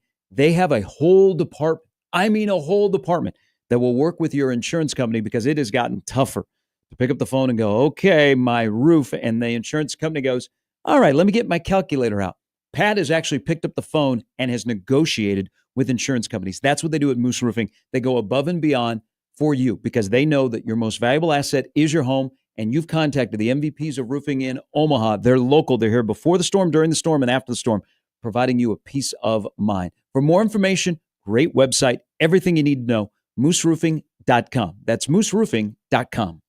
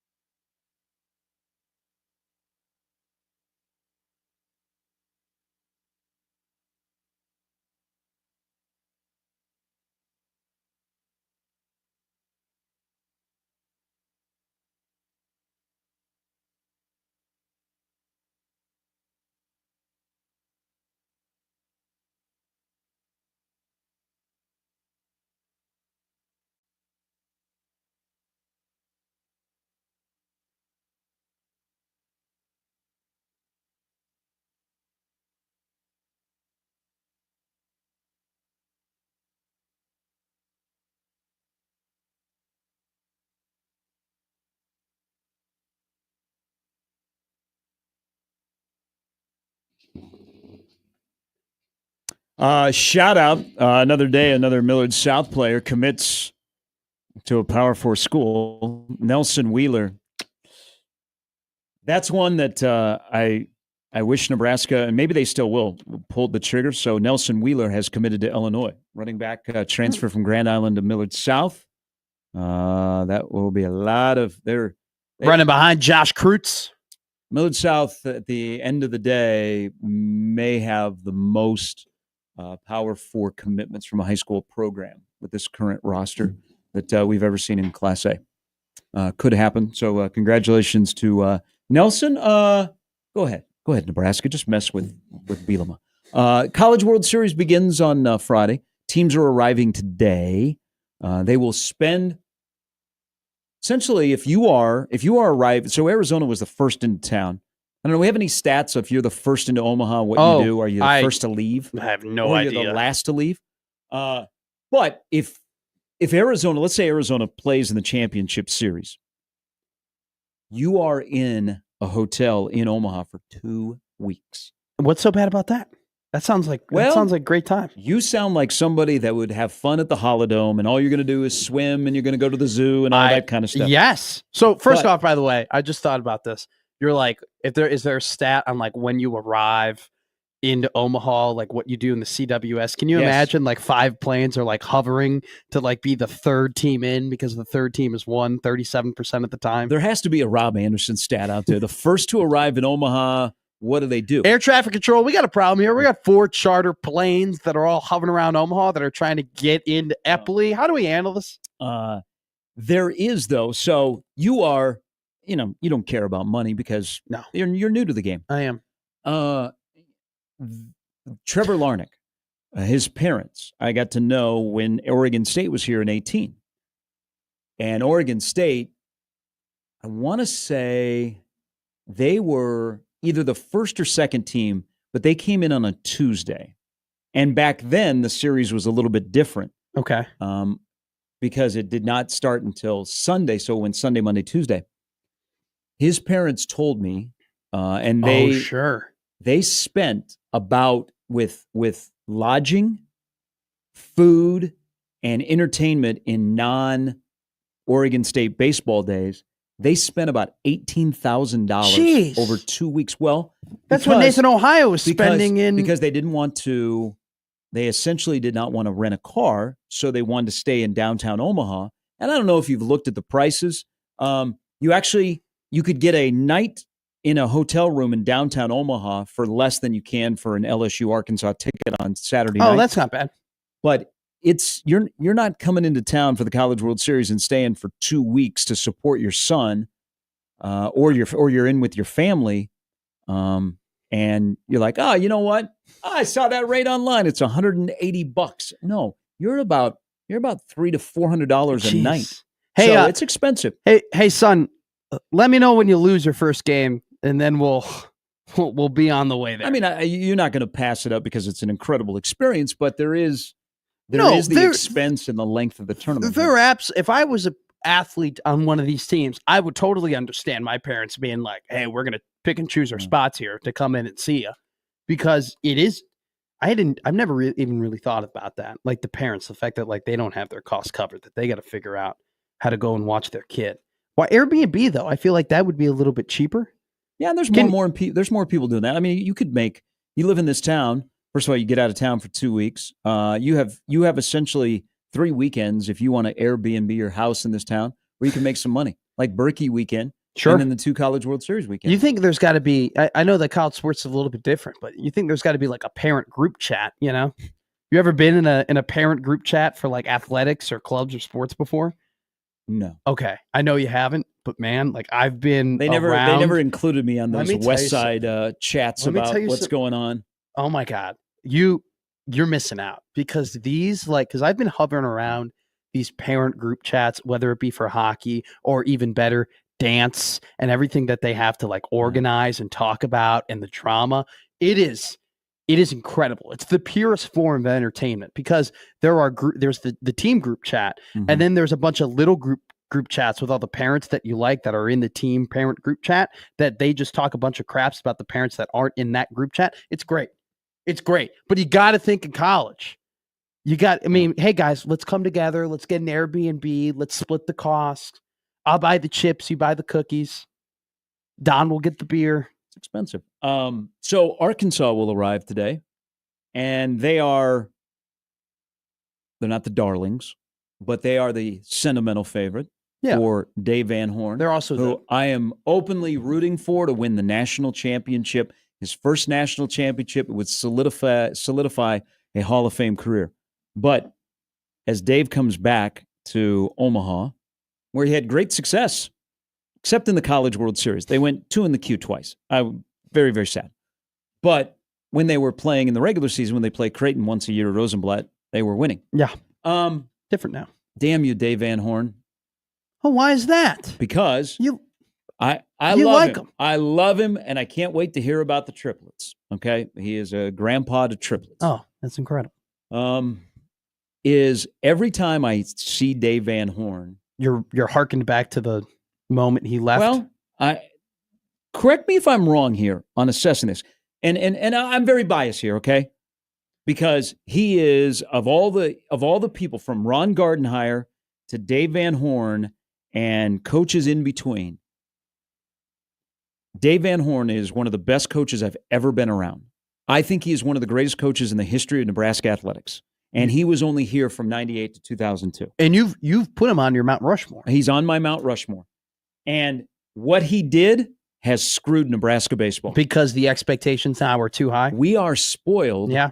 We are still spoiled by Dave Van Horn. Because if you think about Nebraska baseball, and you think about before DVH got here, and it was John Sanders. And John Sanders was here for a long, long time, but could never break through. He would get to, and he had some really good players and some good teams, but they could never break through out of the Big 8 and make it to the NCAA tournament. And then once the Big 12 started in his lone year, they finished 10th. They were 7-23. So Dave comes in, and you would have thought that Nebraska baseball had been winning, and man, sure, they were hosting supers at Buck Belzer. I'm going to give you a stat. Okay. And you can take it either way of where we got spoiled by Dave Van Horn, and it is skewed to our opinion of Nebraska baseball, which does not have, and I'm not making an excuse here, I'm just telling you, Nebraska baseball does not have a long history of success. Dave Van Horn, in his last 4 years at Nebraska, Nebraska baseball finished in the polls 4 straight years. So the first year they were 24-20, they were 10-13 in the Big 12. Kind of a lopsided year. Yeah. He's getting to know the roster. But the last 4 years, they finished ranked. He left in 2002 to go back to his alma mater. Almost didn't happen. Yeah. Okay. You've told that story before. I was in his house, man. Dave Van Horn's crying in front of me. We delivered, Bishop and I at KLIN, we had fans come in and sign a card. Please stay, Dave. Oh. We took it to his house. He was really, really emotional. He was torn. He didn't know what he was going to do. For him and his family, they made the right decision to go back home. And Sure. you see he's in what he's done at Arkansas is unbelievable. So last 4 years, Nebraska finishes ranked. He left in 2002. We're now in 2025. We're still talking about him. We are, which kind of shows you, your impact. Yes. But would you like to guess, either one of you, would you like to guess how many times Nebraska baseball has finished the year ranked since Van Horn left? He did 4 of 5 the last 4 years. Nebraska was ranked. He hasn't been in the dugout at Haymarket Park since 2002. Mike Anderson, Darren Erstad, Will Bolt. How many years has Nebraska finished ranked since Van Horn left? 4. Since he's left. 4 in 25 years is my guess. 7. Okay. 2002 to 2003 to 2025, just 7 times. 7 times. Yep. And he did it in 4. It shows you, I think it skewed Nebraska baseball, but it kind of shows you that, man, Bill Byrne had a banger of a hire when he found a guy coaching in Louisiana in the month of December. Remember, John Sanders got fired on the first Friday of 97. Remember that very, very well. And then Dave got hired a couple of weeks later in December, and the season started 2 months later. once you get a lick of success, right? Once you get that feeling of this is what it's like to have a good baseball program, you never forget it. And I think a lot of people have looked at that and said, well, why can't we? And I understand people have to realize like joining the Big Ten has changed a lot of things for Nebraska baseball. But still, there was the attitude of, oh my God, we're going to run the Big Ten. And you and I have had this great conversation about how Nebraska has actually lowered their standards to Big Ten standards and not the other way around. But I think you can say it, and not in the same way, but very similarly, this has kind of happened in Nebraska football in a way, where you have T.O. and you have that incredible run. Now, much longer than what DVH did, but you have this incredible run, and all you're doing is remembering it and thinking back to it and wondering why, oh my God, it would be great to do it again. Why can't we do it again? And you get more and more frustrated, not because you're not doing it, because you're going in the opposite direction. And I think in both instances, you can say that there have been outside factors that Nebraska can't really control that has affected that. Nebraska moving to the Big Ten for baseball. And then I think, Nebraska moving to the Big Ten for football in a way, but then also the shifting demographics or, the geography of where the best talent is in the country.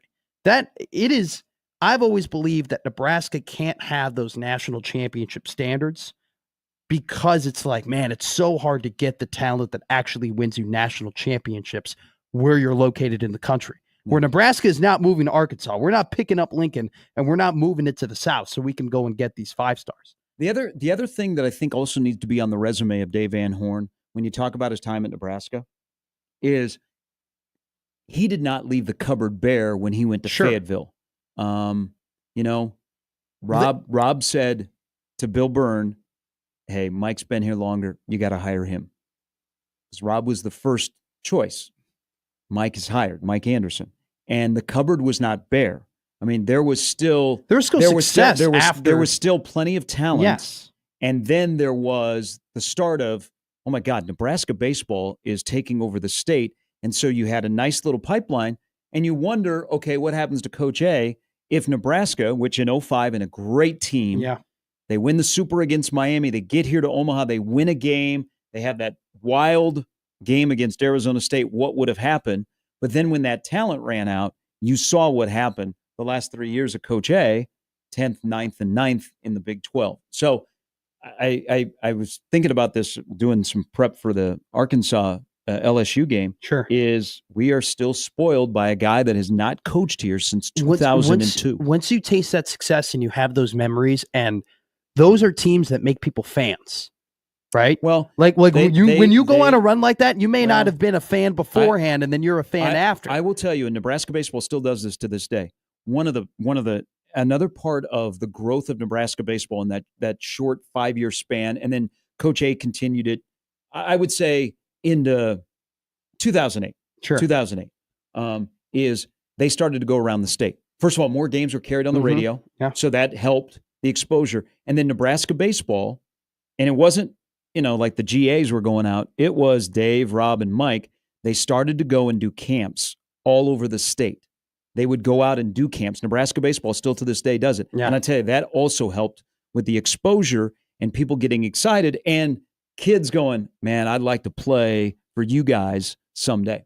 All right, let's take a phone call here. On the Prairie Flower Casino hotline, it is Ben. Good morning, Ben. Good morning. Hey, so after the regional down in Arkansas, and what DVH said to Ed, do you think DVH retires if he wins the College World Series this year? Ben, I feel we're close. He's 64. This will be his 10th try to get a national championship. I would not surprise me if they won a national championship if he did retire. It'd be a perfect moment, wouldn't it, Ben? It would. I mean, it's a storybook career. He did great in Nebraska, went back to his alma mater, win the national title, then just right off into the sunset. Yep. That would be the great script for a Hall of Fame career. Ben, thanks for the phone call. And win it in a state where you've just talked about the impact and the lasting impact he's had years after he's coached here. Because isn't that the sign of true impact? Where after you're gone, there's still crumbs of what you have done. There's still talk of what you've done. They still recruit. They recruit Nebraska. I mean, they went like Max Anderson. who, Sure. by the way, hit his 10th home run yesterday Congrats, in minor league ball. I mean, they went hard after him, and he actually got beat by Rob Childress at Texas A&M for him. Yeah. No, he is still recruited Nebraska. I mean, look at this is, and we're going to have him on during his stay here. Him and Rob. This is how much of an impact the state had on those two. Those two, up until a couple of years ago, owned property south of Lincoln that they came and hunted on, and they would secretly come into town in the fall, and they would go hunting. You know, I mean, look at That's incredible. Their kids went to school here. It's just, it would be fitting because this state and that stadium holds a special place, and now you're on the 10th time of trying to do this, and it's a grind, man. Oh, I mean, my God. You're in that league where I'm looking at the portal in college baseball. I mean, college baseball. I don't know, we maybe talk about this. Sure. What happened between Duke and Virginia yesterday? Duke gets knocked out Monday night, and yesterday morning, the coach at Duke is announced as the head coach at Virginia. That's too quick. Maybe wait a day. No, literally a day. So look at Arkansas and LSU are here in Omaha. The portal is going crazy in college baseball. Like there are teams in the SEC that are signing guys or getting commitments. I mean, you're trying to put together your roster for next year while you're still trying to close out this year and win a national championship. I think at that level of a program like where Arkansas, Tennessee, LSU are, sure, it's a grind and it's a chase. It's emotional to him. You saw his emotion after they won against Tennessee. I think, then you'd have to, like, look at Vitello. He's a little bit younger. They had to flip the switch, and immediately they had to start putting together this next year. I think if you've done it this long as Dave has done it, you're like, I reached the mountaintop. I have nothing left. I did it at Arkansas. Hey, now let's let one of the younger guys run with what I have given them. You and I have had a similar conversation when it revolved around Greg McDermott, before Alan Huss even began.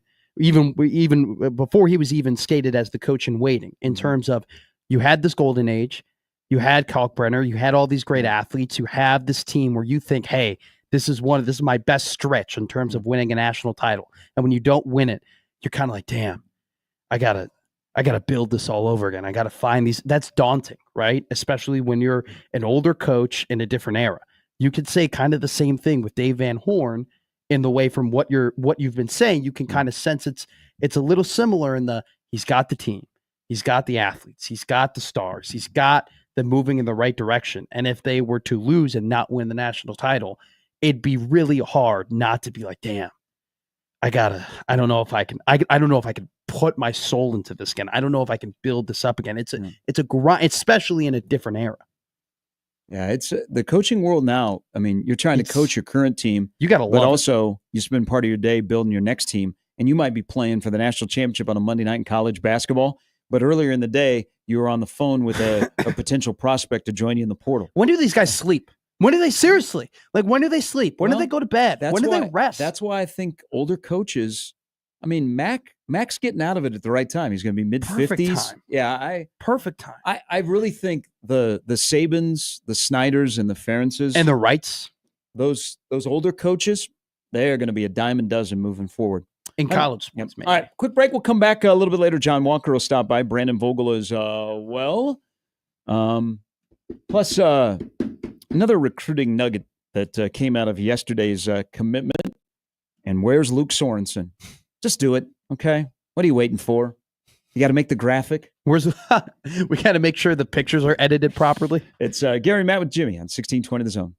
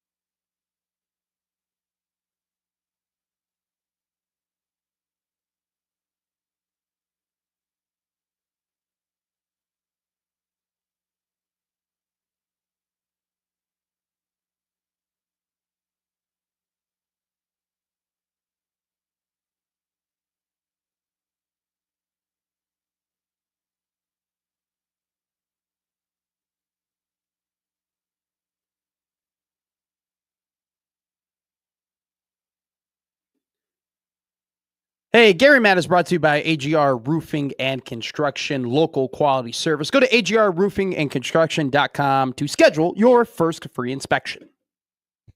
All right. 8th hole at Oakmont. 290 yards, baby. Par 3. What are you pulling out of the bag? A driver. I Literally. see a lot of people are hitting a driver. That's what my driver goes about 278, 280. Why did you make that face? Why did you make that face? You're hitting your driver that well? Ask Terry. You can ask Terry right now. Terry is nowhere to be found. You pointed at Jimmy. That is not Terry. Terry will email you and tell you that probably my best club out of my bag right now is my driver. I went to a local golf shop over around 150th and Center. I got myself a new shout out local golf shop. Oscars. I got myself a new driving shaft. This happens to be located in Omaha, but national flavor there. Local Scottish shaft. place called McDonald's. I invested. What? Oskad's is that? It's local. It's here in Omaha, yeah, but they're all over. I've never seen an Oskad's before. Okay, I good got place. here. Good place. A couple of really good guys working there that I know. You have like joked with me if like, oh, do people recognize me and stuff like that? Yeah. I went in, I signed up for rewards, and one of the guys goes, "Hey, you're on the radio."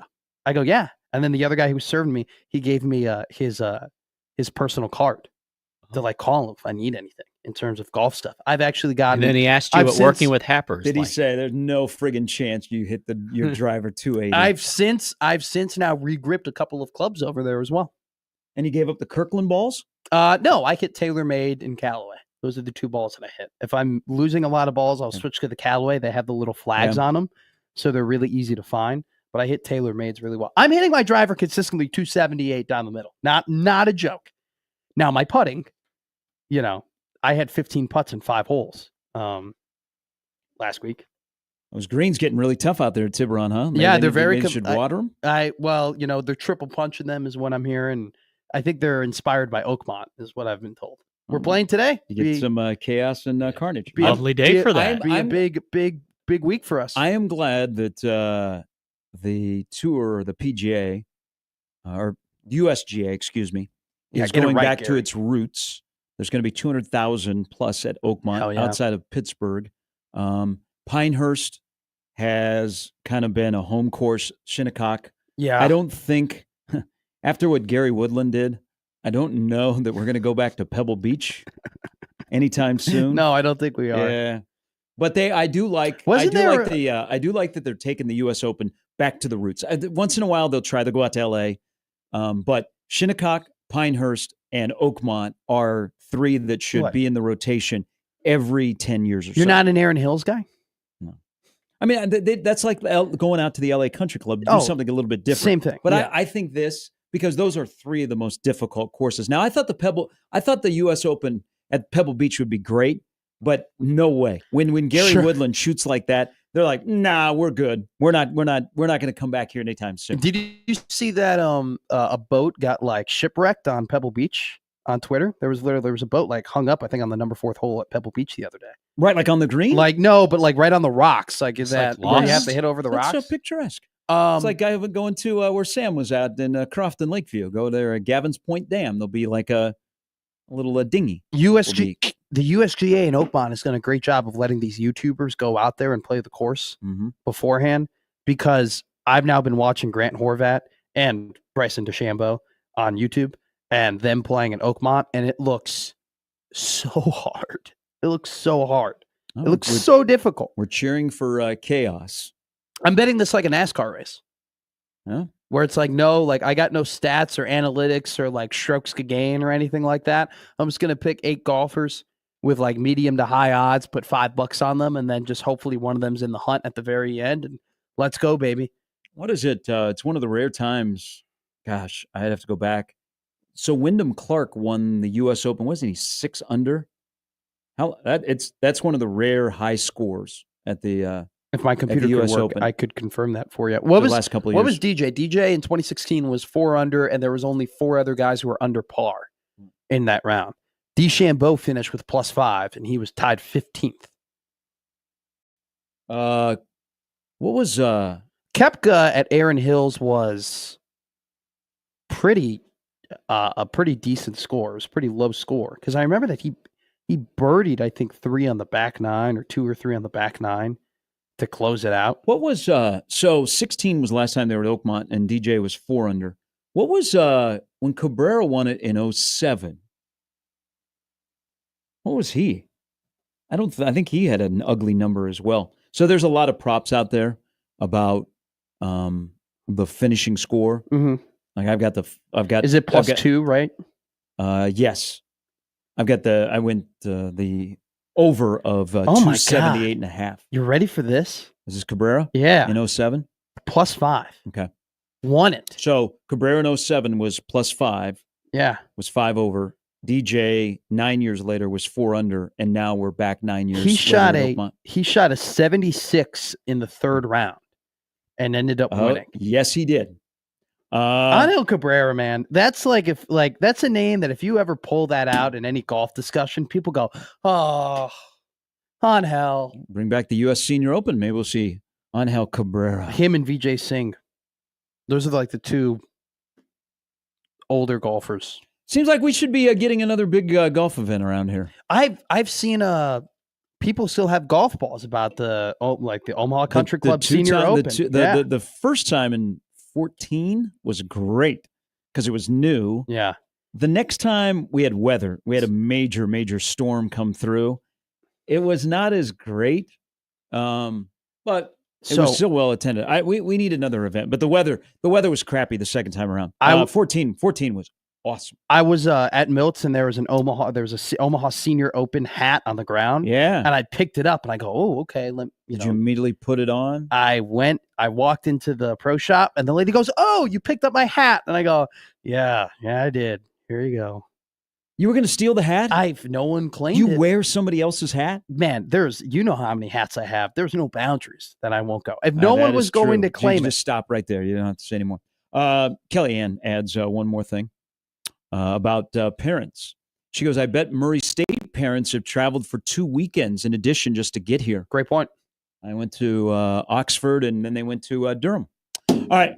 When we come back, I want to remind everybody of something that happened Monday night that you've already forgotten about. And that's our fault, but it's also ESPN's fault. We'll do that when we return. John Walker, Brandon Vogel, still to come on a Wednesday edition of Gary and Matt on 1620 The Zone.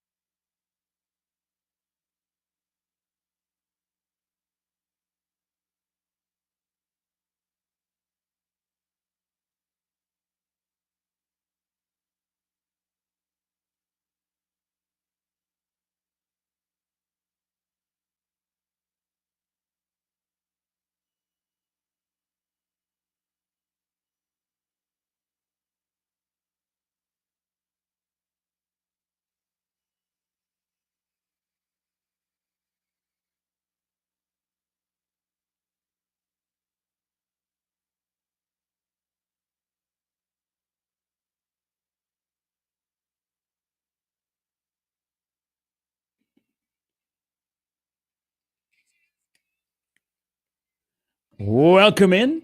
Hour number 3, halfway through the week. It's all downhill from now. 94 today. Mike. Warmest day of the year. Yeah. Happy Hump Day. Happy Hump So Day. this is kind of the week you're having. Is it already Wednesday or only Wednesday? Oh, HSIOW. I remember that George It's Carlin. Yeah. it's already Wednesday for me. But then next week will be it's No. an only Wednesday. Let's go. College World Series, 1620 The Zone. It's like a... Come visit me in the Omaha Baseball Village. Get your picture taken with him. Yeah. No, Sit on you his don't- lap. You don't need No. to take pictures with each other. You but say this can now come. until you see someone that you're like, please take a picture with me. Please. Okay, I'm not sure if this is a flex here or not into the Equitable Bank inbox. Oh, go ahead. This is from Mayor Mike, listening out in California. I'll be playing Pebble Beach. Oh, no, he's going to be playing Pebble Beach on Monday.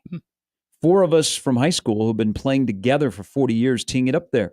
Also playing, so this is where we get into a flex, Spanish Bay, Oh, Lord.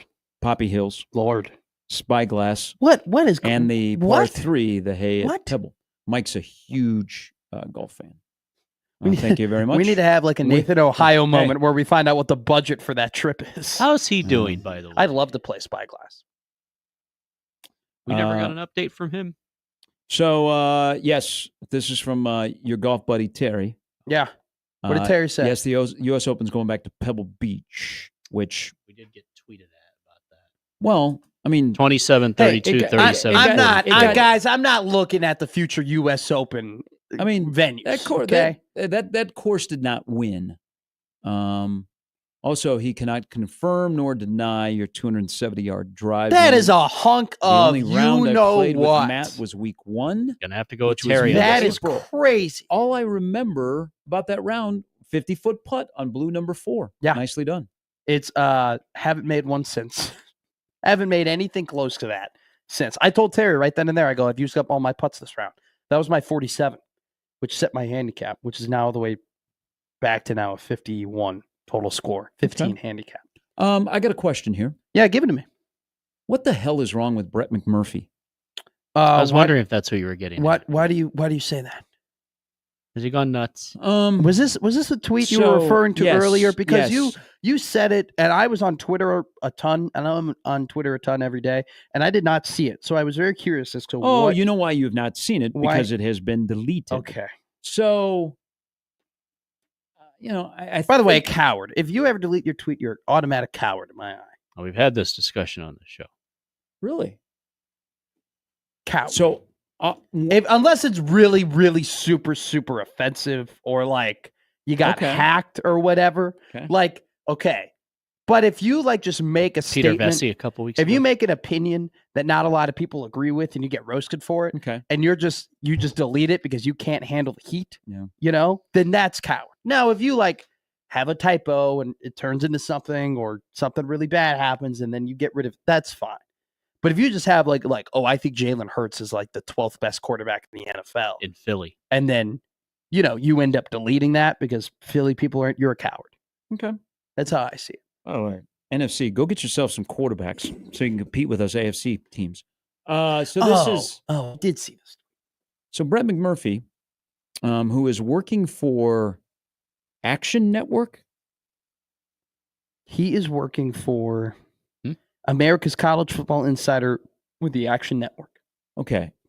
Used to be on ESPN, but he's gotten, he every morning I go to see which college football coach is celebrating a birthday because Brett wishes them happy birthday. Mhm. So a good yesterday it was bit. announced, not really a surprise, but ESPN game day is going to Columbus, and that'll be Lee Corso's last headgear game. One last Brutus. It is, or no, they are going to Columbus, Yeah. right? Mhm. Okay. Yeah. Oh, that's where they're going. Yeah.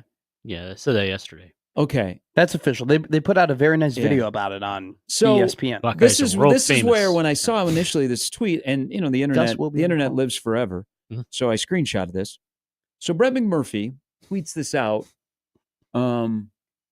not yesterday, but this was shared because he deleted it, and then somebody brought it back yesterday when ESPN announced that Lee Corso's last headgear game would be in Columbus, where it started. With Texas at Ohio State on Fox, it appears Lee Corso's last headgear game, August 30th, is Alabama at Florida State, his alma mater. Corso should dress as Chief Osceola, throw a flaming spear on the college game day desk for his final pick, then ride off Renegade into the sunset. Brett McMurphy here for cultural appropriation.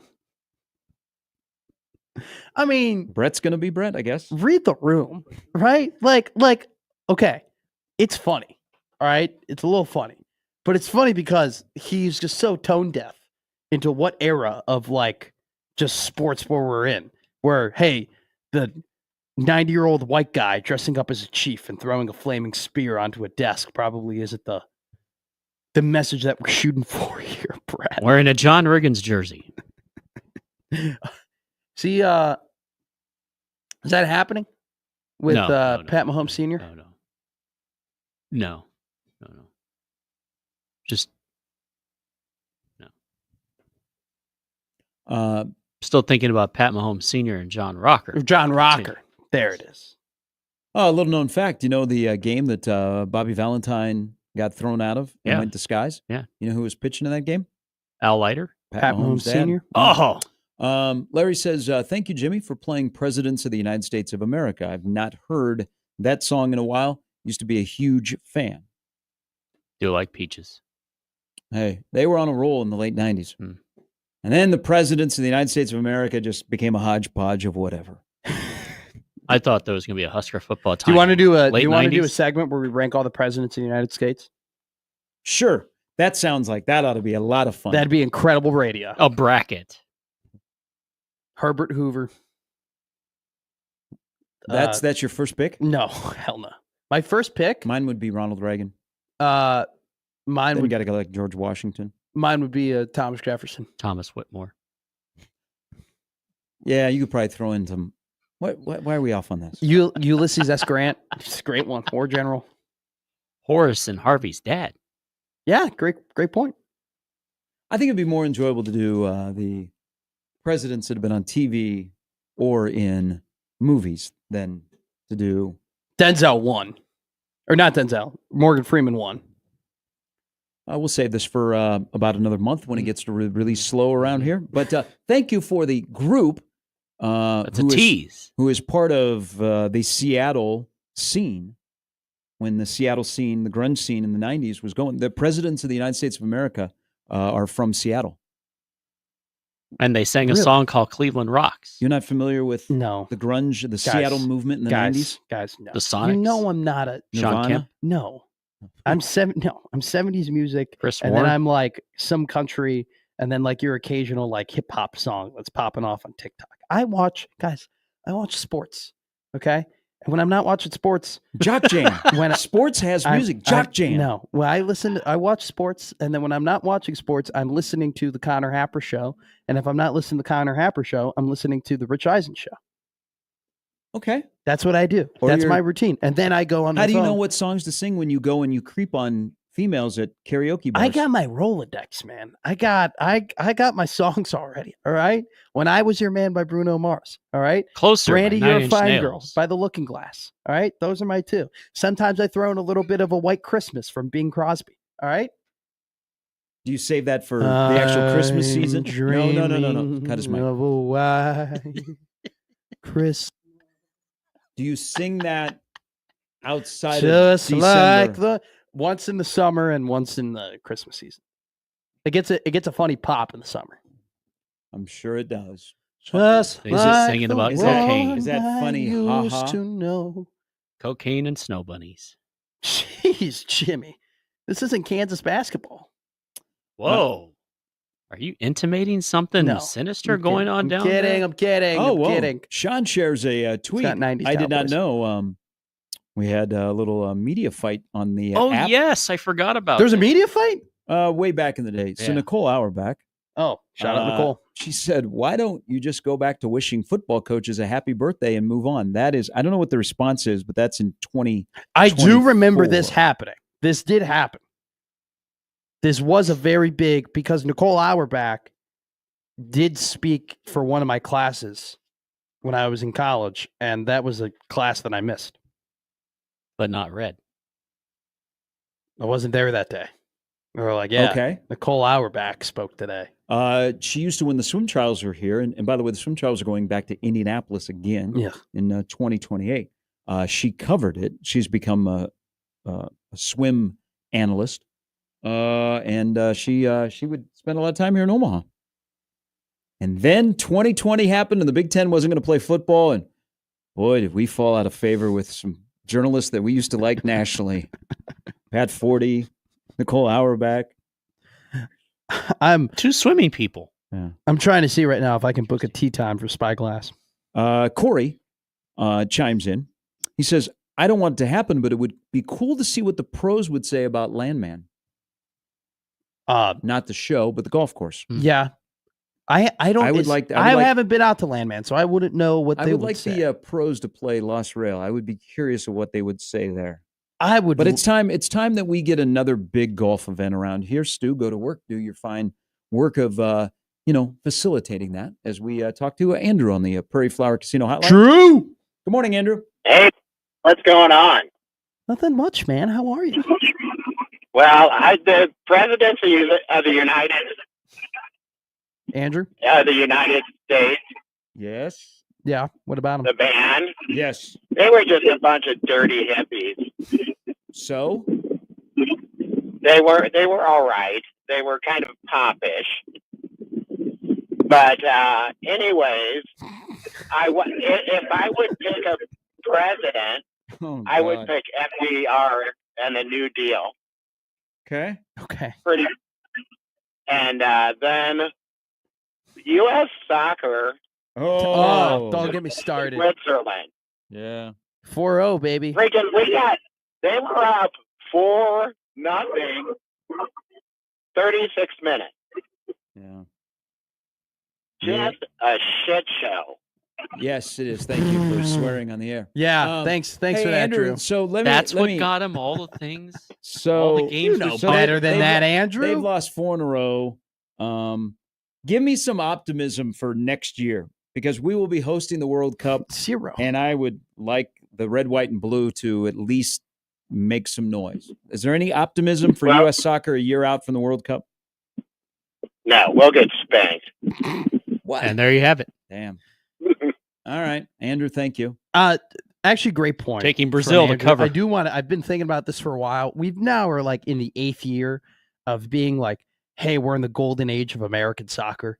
Hey, these guys are going overseas. Hey, we got more and more people playing in European soccer. It's going to be a big boom when they come and play here in the United States. They're going to see soccer absolutely take off, and they have just squandered each and every opportunity to like build up because that's how soccer is going to get built up in the sport through the national team having success and more fans being tied to the red, white, and blue. And they're awful. And I know Pulisic wasn't playing yesterday, but still, to not have a shot on goal, it's embarrassing. It's the same. We've been doing the same song and dance for the last 3 years. So it's pretty clear. I've said this numerous times. I am a U.S. soccer fan when it comes to red, white, and blue. Outside of that, I don't know enough about the sport. Sure. But you enjoy it. If I'm going to Union Omaha, I'm going there to be a fan and to set off fireworks and all that kind of stuff. But World Cup time, red, white, and blue, men or women, I'm there. Okay, me and Jake Cotton are at Barry's, and we're just hanging and banging, and we're chest bumping. Okay, with Mike Schaefer in between. There's not a lot of chest bumping that's being gone on. The last I chest bumped with Jake Cotton. I hit the floor. I was like, damn. The last time you chest bumped was in like the 2012 World Cup when what was it?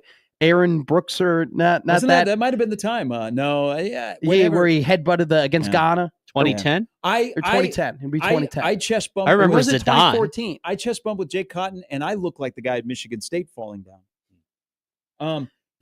So I rely on a really good friend who is a Soccer guy. diehard soccer fan. He's your informant. He described this to me because I texted him last night. And Morning, I said, John. I said, really 4-0? And he said, here's the way that I see it now. And he's all in, like he's got a trip all over the country to go watch the World Cup next year, not just the U.S. Oh, it'd be fun. He said, this is the way that you should tell your listeners. Oh, Right this is now, watching the Americans play, because everybody wants to compare the U.S. soccer to the rest of the world. He said, Americans play soccer like we learned it at a camp. The rest of the world plays soccer like they learned it in the street. This is a great, because there is now this conversation about basketball, about how people can tell the difference between basketball players who grew up like playing and basketball players who grew up training. And it's like it's completely accurate in terms of like how tight teams get and like making the right decision and like how robotic you can be. You see, man, France now, but like even back in the day when Thierry Henry was killing it in the World Cup, I remember they him. played such a fluid style of soccer where it's like they weren't even thinking. There was no thinking involved. You can't think in a sport like that. All right. When we Totally come back, right. I will tell you why ESPN is to blame for something that happened on Monday that is not happening today. John Walker will join us at 9. Well, not only talks from Creighton baseball, but college basketball made a move forward of making the flow of the game and bettors happy yesterday. Yeah, I guess. 4 quarters compared to 2 halves. Isn't that more betting opportunities for you? Yeah, sure, Needs but to happen. there's a rule that happened in there that I am not a big fan of at all. We'll discuss with basketball aficionado. John Walker joins us at 9. Brandon Vogel coming up at 9:40 on Gary and Matt in 1620 The Zone.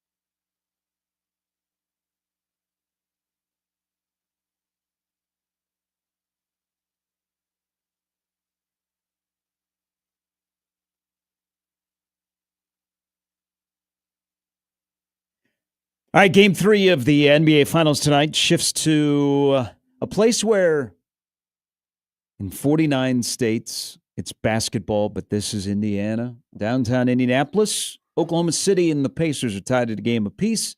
The Thunder are a 5.5-point favorite tonight.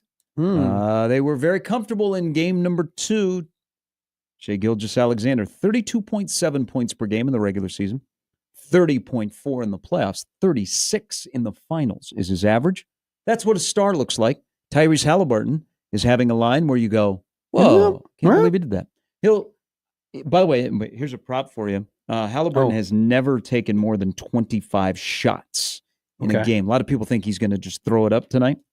We'll see. Also, Indiana hasn't had a 20-point score in the first 2 games. Is that correct? Yes, they have not. Their highest score was 19 points. That was Pascal Siakam in game 1. Who I think is the biggest key for tonight for the Pacers. They went ahead and, they were doing some great stuff early on in game 1 with him. We're switching him on to smaller defenders and allowing him to go to work. But he ended up getting benched in game 2. Because of Daigneault. Yeah. They put Siakam in very uncomfortable positions. He was chucking up threes. And it's like Carlisle kind of looked at him and said, I got nothing. Like, I don't know what to do other than we got to go small and play TJ McConnell here with Halliburton and try and switch it up and switch up the looks and trying to be more quicker on the baseline. I don't know how Indiana slows down SGA. We'll find out tonight. That is game number 3 of the NBA Finals. How many minutes have the Thunder led? 91. The Pacers have led for 2 games, I think, 1 minute and 59 seconds. Pacers need Pat Beverly on their team. That can take care of SGA. Have you seen Pat Beverly's Oklahoma list of teammates that he's played with? Yeah. He might have the greatest list. Like, if you were to pick a athlete that's played with other athletes, he might have the greatest of all time. Yesterday we were talking about the Denzel Clark catch by the A's against the Angels. Angels, by the way, playing a lot better. Did they beat Oakland last night? I was tuning in that game for a little bit. Severino was awesome. Louis. So that happened on Monday. And I bring this up, and it got me to think because I was listening to Jake on the Royals broadcast last night, and a catch that we brought up on the show, Jim Edmonds' catch. Did you guys know that we missed the anniversary? Yes, yesterday was the 28th anniversary of that catch at the K by Jim Edmonds. Do you have a when he was wearing the god-awful Angel uniforms? Thanks, Disney. Do you have a Sorry. Don't die. Do you have a website and where you find sport anniversaries? I mean, I can, but they were talking about the Denzel Clark catch. Sure. And then they brought up Jim Edmonds. Denny started talking about 28 years ago. And I think then it just dawned on him that it was June 10th, 1997. They put up and they're like, oh my God, the date's the same? Wow. That's kind of crazy. Next night was the flu game.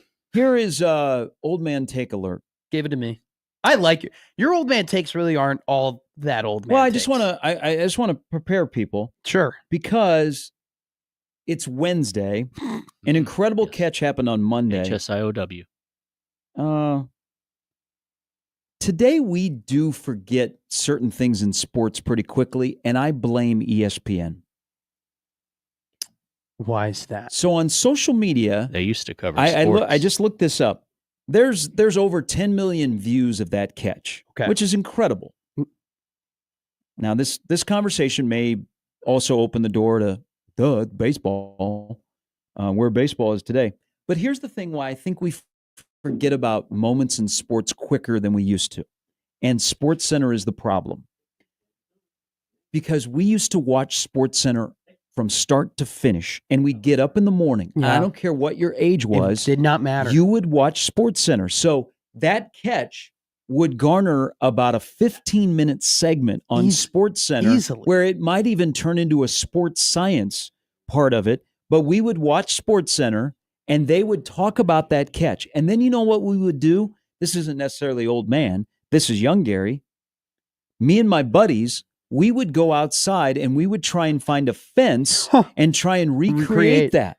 But SportsCenter with highlights shows, and when SportsCenter used to be big, those great moments in sports got replayed over and over and over.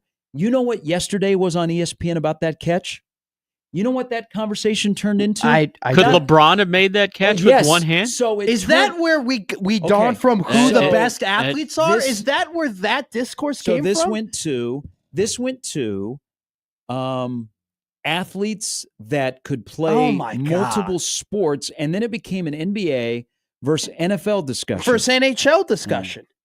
That's that Could LeBron? because I saw break that Gretzky's segment. I record? saw that segment Yeah. between one of the Morris twins, PK Subban, and Stephen A. Smith. Wow. And I was like, just this got is your prototypical classic June Condo. I had no clue that it dawned from that. But it's That's Wednesday. stupid. It's Wednesday Yes. now. One of the greatest Everything catches they of all say is time in stupid. baseball, and it's So- almost like it's forgotten. And And under it's SportsCenter's problem. The downfall of SportsCenter has taken great moments, in my opinion. Could the and Cowboys we, and, sign him? And we forget about great. Now football is a little bit different because the NFL, the ESPN treats the NFL like it's special. They don't. Yeah. If ESPN treated the NBA Finals like they do treat the NFL, it would bring it to a whole nother level. Massive. But they don't. It's the downfall of SportsCenter. We don't get up and immediately go, man, I got to watch SportsCenter, because if you did, Tuesday morning you would have seen that catch Over and over and and over and over. And now it's Wednesday, and I doubt that catch gets referenced again on SportsCenter or ESPN until the next catch 5 years later Well- comes, and they harken back to the Sure. two catches that Denzel Clark has made so far this year for the A's. the underrated We're part, still in though, Sacramento in 5 years. Weirdest thing. By the way, under- I don't think my sources in baseball, there's going to be a push to get the hell out of Sacramento. There are two significant injuries on the Minnesota Twins pitching staff oh that Lord, they attribute to the mound in Mound. Sacramento last week. that's terrible. So back to SportsCenter. The underrated part of it was the SC top 10, but not just having Yeah. the SportsCenter top 10, but every Friday they would do, hey, this is the best top 10 of the week of all, and then at the very, very end, they would give you the best play of the week. And then they would say, hey, how does it compare to our reigning champion right now in terms of what the best play has been? And the fans would vote on it. And then you would see that play that's still, hey, 4 weeks in a row, this play that happened like a month ago, that's still our champion. It's still our best top 10 play of the year so far. Now you get That- top 10 Bronny James play. Exactly. Like that Denzel Clark play Every day. would be playing 6 weeks from now on a Friday, being like, hey, nobody's been able to top this in terms of the voting, in terms of top Yeah. plays. And then at the very end of the year, in their December edition of SportsCenter, they would be like, hey, here are the top 10 plays of the year, our best top 10 plays. And then you would play it again. Now it's not. And I got into broadcasting because I woke up at 6 o'clock in the morning as a 6-year-old or a 7-year-old. And right before the bus came, Mine was I couldn't I'd do be- anything else. You didn't watch Ren and Stimpy? no, I did not watch SpongeBob. I watched like Phineas and Ferb, but I didn't really watch Cartoon Fraggle Network. Rock. I would get up early. I would watch the Sports Center. If somebody died that was important, I would run up and I would wake my mom up and I'd be like, hey, this person passed away. Well, they're It should dead. be What do you like- want me to do about Exactly. And then she'd get real pissed and like go back to bed. That's your first thing at 6 in the morning as a 6-year-old is, hey, I was- Mom, this person died. I was worried. it? Are I they was coming worried. for us next? Then go back to bed. I'd be real giddy when the Chicago teams came up, and it was like, oh my God, my teams are on national TV. They're talking about my teams. Look at Cedric Benson. Look at him Rest run. in peace. Damn. Yeah. Like that was it. And then I would get home from school. The Dan Lebertard show would be on. His father would be saying, see, I bet he intrigue. And that Brady Bunch and Saved by the Bell reruns. Then we have Around the Horn, followed up by PTI. Then you turn on the Cubs game, the Cubs The morning- pregame show. The morning Sports Center. That's that catch would Ugh. probably be being talked about today, but instead we have Shams is reporting that the Knicks have requested permission to speak with Jason Kidd, and they were given a firm rejection from the Mavericks. Don says, I blame ESPN for most of the world's problems. Now listen. That's a little out there. Don's not wrong. I He's don't usually know. not wrong. Come No, on. no, Most no. of the world's problems? Yeah. Oh, yeah. What does ESPN have to do with the national debt? I mean, They do. So ESPN is still powerful enough, the 4-letter network, they do frame some conversation. mhm. Sure. Yes, that Okay. is true. But Like in this terms of the debt, I mean, it's expensive now to have the bundle. I think we put Mhm. I think we put the fate of America in the hands of Aaron Dolan. We go, Aaron, Craft us Stephen up A's a made parlay that people we can dumber. put $1 trillion on, and you tell us what to bet, and we'll pay this sucker off. But Don continues. He said, your angelic voice makes Linda Cohn almost sound feminine. She's nails on a chalkboard at 2 a.m. And they get rid of the West Coast Sports Center. I think so. No, we're done in Yeah. L.A. It's over. It's the end of an era. Now they just replay. What's that called? First take? Or Get Up. Get up? No. It's Get Up, then First Take. I do like NFL Live, though. Is Wendy Nick still on it? I don't know. Yep. I don't think she is. It's a lot of Laura Rutledge. And Diana Rossini's on there a lot. Jeff Orlovsky's Rutledge was on a great backup quarterback. Orlovsky's on there a ton. Marcellus Wiley Former Cowboy great. is a very, very good NFL analyst in my opinion. Like he connects like the player thoughts to like the actual football thoughts better than most people. Better than anything they got at Fox. Brent chimes in. Great Brent Weber, who now works for Omaha Athletics. He said the problem today, and Brent comes from the television world, and he has wide experience from CNN to local shops.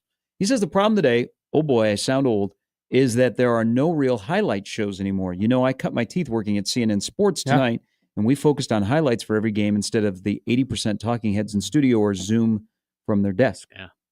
Shout out Vince Cellini and Fred I'm not Hickman. against Those were the days. I'm not against what they do in terms of the pundits and the talks and the conversations and that entertainment. You just like to see highlights of sports. At some a novel point, concept. At some point. Like the music video. Social media and YouTube have kind of killed the highlight shows, Well- unfortunately, because I don't need to watch SportsCenter to see Denzel Clark. I can go to MLB's social media account and watch it, or it's on YouTube and I can watch it over and over. But how many, like, I say this very respectfully, but a lot of kids my age see it on there. But there still are plenty of 45, 55, 65, 70-year-olds who like sports. Sorry to our audience. No, I'm not trying to You offend hate anybody. Omaha and our No, audience? Visit our stop. poll This is- question. No, there are a lot of middle-aged men we and do. women who love sports What who will be may the not be third the hat trick today that you will crush. who may The not poll's be currently at 79 to prevalent 21. I on thought Tom Osborne social was media. overrated. That's not what I said. I That's did what not I'm just- say that. I'm getting ready for you to say that. No, I will never say that. But I'm just How'd like they not get rid of him after he went for 2? I know plenty Solich of, would have I come know in after plenty the of 96 people. season, or hell, if Solich would have come in after 95, they wouldn't have lost in 96. Solich wouldn't have let those guys get sick before the game of the TWA Dome against Texas. I'm just here for Baron Miles. That's just when I turn on the tape, I'm just Thankfully, watching not number less. 2. I just look at number 2 and I see what he does. But are we in agreement here that things today get forgotten quicker? Like Yes. great But I do moments in think sports? that I don't think that's all on ESPN. I just think that the quality of athlete is so high nowadays that we Those do are have a Gen lot X. of high quality plays that are consistently coming through our feed As that opposed to makes before. us forget. Well, I'm just saying, like, they're pretty consistently across all sports, the athletes are better. And so there are more and more things that we haven't seen before happening now than they have in the past. And so some of those Bombs. diving catches and diving, like, look at what Bobby Wood Jr. did last week. Like, he made 2 incredible, like, game-saving plays at shortstop that maybe a couple of years ago would have been like, holy crap, we haven't seen that in forever. But he does it twice in one go-around because he's so damn athletic. So I think that also has something to do with it. John Walker is coming up at the top of the hour. When we come back, we have a little bit more clarification on Crawford and Canelo. Dana said what you were saying the other day. He literally, Well- I think you said, I don't know if I saw the Dana clip, which I think was from Sunday, but I saw it after you said it. He was so funny how he described. He looked like exasperated talking about what's going to be like promoting this fight. Well, people are wondering how this fight's going to work on Netflix, which has 300 plus million subscribers. I actually think Netflix may save boxing.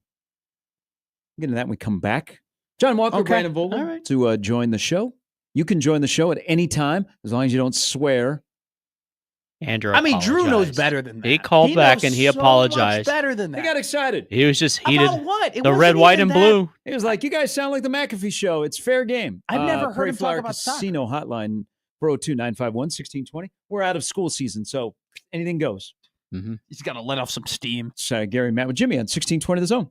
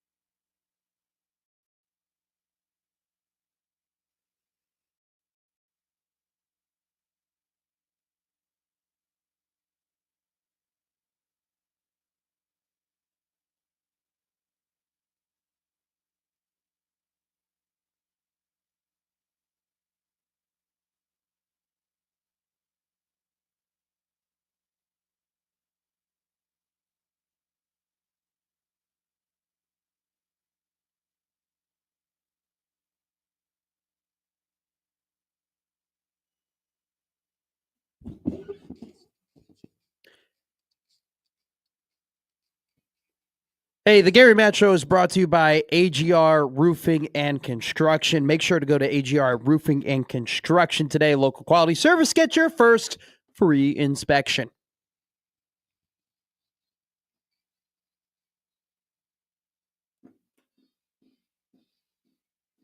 All right, this is the week for all of us hackers out there. Like computer hackers or like hacking out of the rough? Or golfers. okay. That we can relate to the pros. It's our 1 week out of the year. The U.S. Open starts tomorrow at Oakmont, just outside of Pittsburgh, where we enjoy the course, winning. What's the football? Is the football equivalent to rooting for the course at the U.S. Open? Rob rooting Lowe. for a how? Wearing the NFL hat at the Super Bowl. Go ahead. Say your more interesting thing. Yours is way better than what the trash I put out there. Football equivalent rooting for the Blizzard. Oh, I got you. Yeah. That Buffalo Indianapolis game. No, because 10, 12 years ago. when it starts snowing, I start getting excited. I don't want the game to be canceled. Like when it starts snowing, I get excited about what it's going to cause. Back in the day. Oh, it is kind of the same equivalent. Yeah. I kind of put myself in a pretzel there. You're totally right. Because you're like the bad environment potentially makes it more viewable. Like I would never want to watch, Tennessee play, Buffalo, because I know that's going to be a butt whooping. But then if it's like a snow game, then I'm all in. That Seahawks-Chiefs game we talked about the other night that had the monsoon, you were rooting for the storm just because it was fun to watch the field and them trying to play in it. So like the Eagles-Rams game in the playoffs last year. Chaos. Let's say you don't have a rooting interest. Go snow. Yeah, you're just rooting for it to continue to snow and just wreak havoc with Stafford and Hurts, right? The Tuck Rule game? There was that Farmageddon snow game in 2023. Well, I was rooting for Iowa State, so that was... Which was absolutely incredible. That was a huge win. It was. We kept betting on what the drive result was going to be. Had to have a lung dart. Like on each drive, and we just kept betting touchdowns, and we just ended up making a lot of money because they just kept running into the end zone every time. Buffalo Wild Wings, man, where memories are made. Nice. There's a lot of quarterback lists out there. You brought up Iowa State. By the way, Dylan got invited to the Manning camp. He's going to be at the passing. He's going to be at the passing academy as instructor. Hopefully, we get a video of him playing basketball. That always seems to come out during those Manning camps.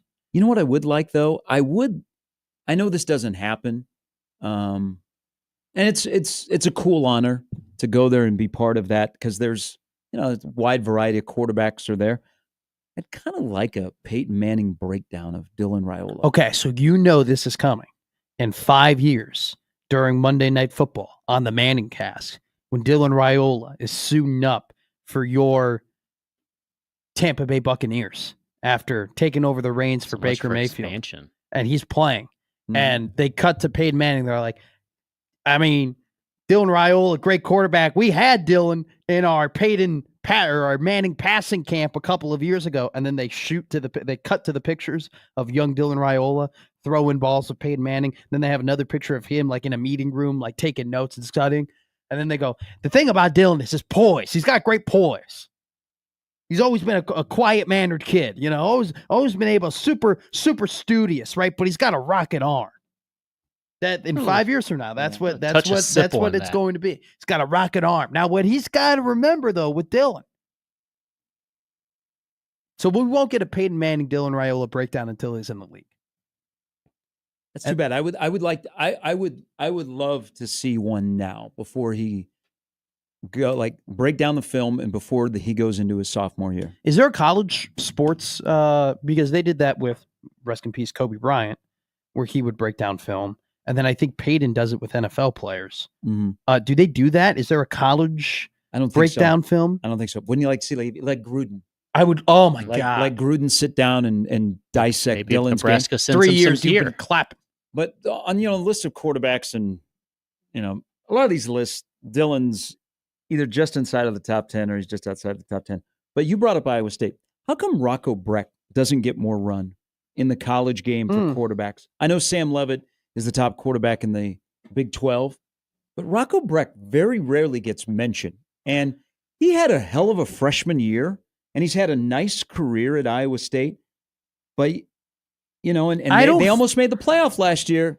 But they were by the way, they were very close. close. I'm looking at it right now. People don't talk much about so his him completion nationally. percentage. I'm surprised. His completion percentage was under 60, which is typically like a little bit of the Mendoza line in a way for quarterbacks. Like if you're at 59, it ain't a great look.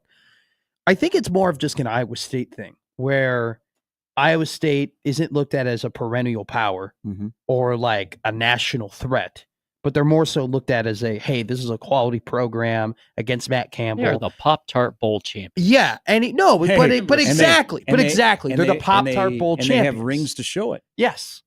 And it's like they went and they played Arizona State and they absolutely got their butt whooped. But you know that if you're not prepared and ready to go against Iowa State, you're probably going to lose. But they don't have that national respect where every player at every position who's a starter gets a little bit more run, right? Like Julian Sayin hasn't accomplished anything yet. We talk about him all the time because we give a ton of attention to the starting quarterback at Ohio State. Same thing with Texas. Same thing with Georgia. That's not the case with Iowa State, which is why he doesn't get enough run. Also, it's, being in the Big 12. Adam hasn't chimed in a long time. We haven't talked a lot of Iowa State football. I'm surprised Adam has not gotten at us with all the Nebraska kids going to Iowa State. He said, I love Rocco, but there's a couple of things to keep in mind. Rocco probably has been overlooked at Iowa State in their offense because he has been throwing to two NFL wide receivers.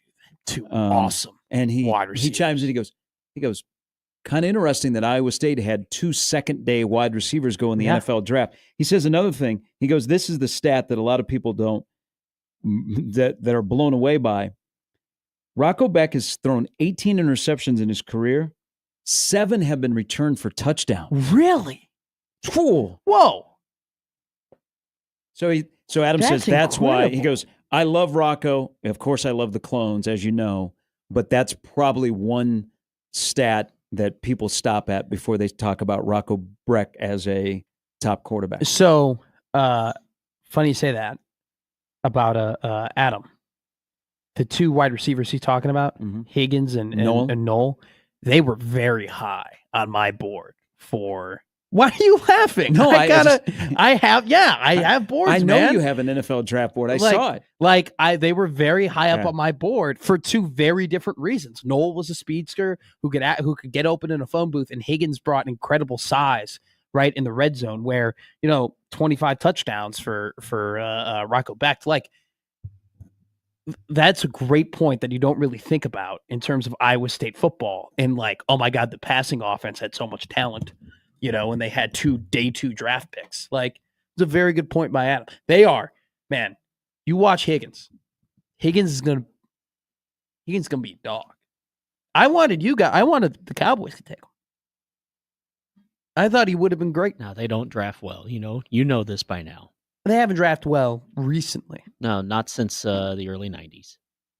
No, that's a lie. That is such a lie. That's Zach a lie. Martin, they did take Tyler DeMarcus Ware in Piazza. 2005. No, Tyler Piazza and Zach Martin, and you got CeeDee Lamb, and you drafted Micah Parsons. You've done a pretty This is what I want to hear you and Josh talk Trayvon about. At the Diggs Village. was I want a to good hear draft talk pick. about the Cowboys. If you can convince Josh things are going to be okay, I'll get on board. Person when it comes to talking about the Cowboys on this radio station. Both of you guys are down in the dumps about them, where you have to respect the fact that they have put together some decent seasons. If you can over the last convince 5 years. Josh, you can convince me. Okay, so this is interesting. So I just looked up Baracco's stats. So I'll follow his lead. His full freshman year, which basically was a redshirt year, 63%, 31-20, 23 touchdowns, 8 interceptions. Last year, 25 touchdowns, 9 interceptions, threw for 3,500 yards, as you were alluding to, 59.4. So Rocco Beck at Iowa State in 2 years as a starter, where he's played 27 games. He played 3 in 2022. He's at 61%, 6,690 yards passing, 48 touchdowns, 18 interceptions. Which, yes, pretty damn good. Yes, a few of those have been picked off and taken for pick sixes by Iowa. 7 of them is crazy. Yeah. 7 is wild. But But I will say this: He's not going to be throwing a 6'4", 215-pound Jaden Higgins this year. No, but they have a couple of dudes on Do they? defense. So we have a little of announcement here for the Canelo Crawford fight. They will have a press conference coming up on Sunday, June 22nd at the Javits Center in New York City. It is part of Fanatics Fest. Ooh. Crawford and Canelo, 12:30 local time, press conference June 22nd. There you go. The fight has been locked in. We After don't know church. we don't know the venue in Las Vegas, but on Saturday, September 13th, Canelo and Crawford will be live on Netflix. It'll be streamed. So 300 plus million people that have watched Tyson and Paul, Terrible. but then watched We got the most legendary Tyson meme, though, of him and his undies. How about him and his ass? That's what I said, his undies. Well, he didn't have them on. He didn't have them on. Well, he had some undies I on. didn't need to see some cheeks. Okay. I thought it was great. I thought it was the best thing that happened in that fight. You like seeing old men like that. Okay. I like Then seeing things that are Christmas. Enjoy the good ass. Hey, Christmas. We didn't have any problems. Mm-mm. We haven't had we haven't had any wrestling problems, right? funny. We have from time to time For streaming and For buffering streaming. and stuff. We've had some Okay. buffering, but not. It is not a weekly what the hell is going on issue. It happens from time to time. Could, because this is, Bud isn't a big self promoter. He just wants to get in the ring and fight. But you got to build this fight up, and they do have the power of Dana behind him. And Dana has a microphone, and Dana will talk about this. But could streaming shake up the fight game and maybe help it? Where instead of that pay-per-view, which is going to cost you 40, 50, 60, 90. 300 plus million people have, or at least there's 300 plus million subscribers, Netflix says. Let's be honest, we all share passwords. But Netflix is probably easier to access this fight $1,000,000%. than going and getting the pay-per-view Oh or my God. going on TikTok and having somebody live stream it. So could streaming shake up the fight game a It'll little help bit? it. It'll help it for sure. It'll get more eyes to the product. It makes it more affordable. You take down a barrier of entry. But I think you and I both know that what's going to save boxing is the best boxers fighting each other consistently. Or an American heavyweight. Or that. But until that happens, until one of those two things happen, or a superstar emerges, I don't think you're going to get the rebirth, the resurrection of the beautiful glory days of boxing that we had. Now, I think what's more important than the Canelo and Bud fight is you have to have a really good undercard. What I need Dana White to do is I need him to. Here's why I'm saying this. I think you need to invest a lot in the undercard, maybe get a couple of young boxers. So when people tune in and you have all those eyes watching the fight, they fall in love or they like somebody who fought 2 fights before the fight or was in the co-main event. So you become a fan of that fighter. And then you say, hey, next time he's fighting on Netflix or next time he's fighting on pay-per-view, I want to follow him to this next venue. That's what I think is really, in terms of growing boxing, I think that's really important what they do on the undercard. I need some tips. Where should we go to watch the Houston Christian game in Vegas? It's 11 a.m. Oh, it'll be a 9 a.m. kickoff. Yeah.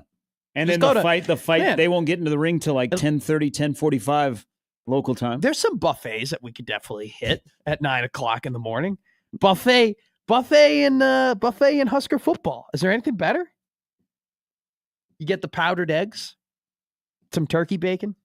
Ooh, they got smoked salmon here.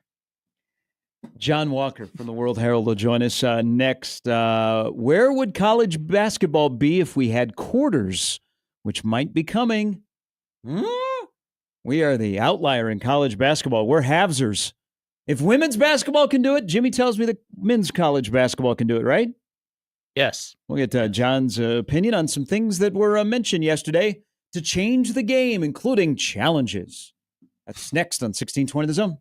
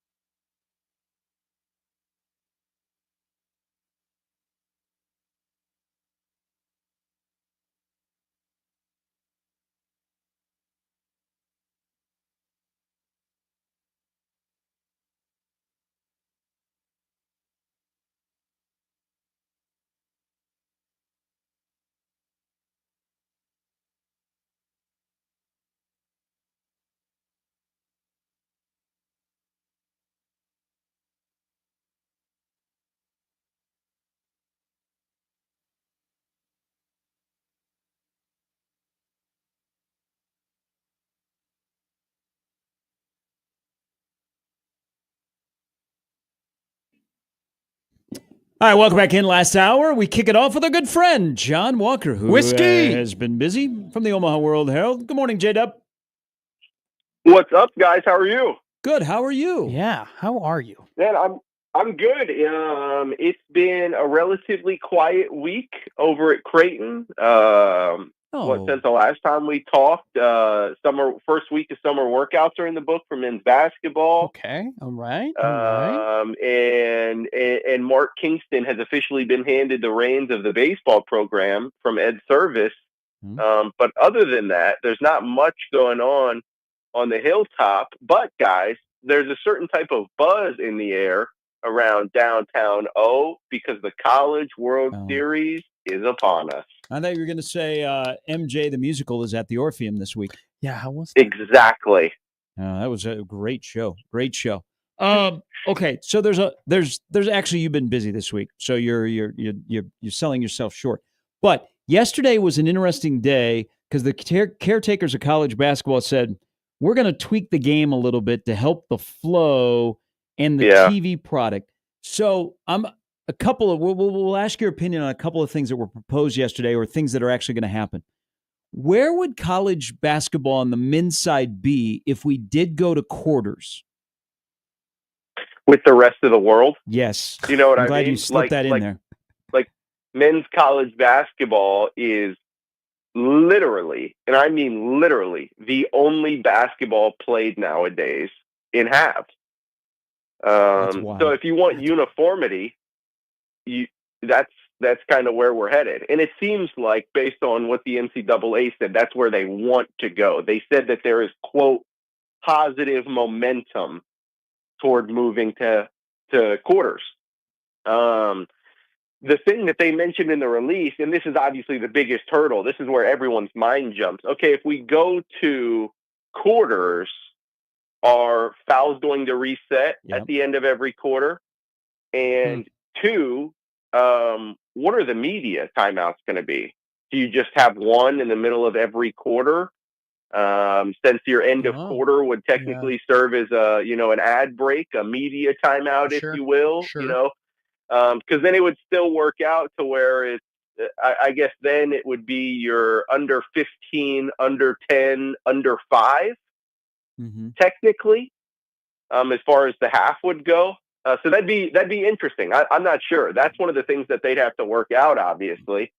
But I'm a big fan of moving to quarters for uniformity. I love that college basketball is played in halves. I think it's part of what makes it unique, obviously.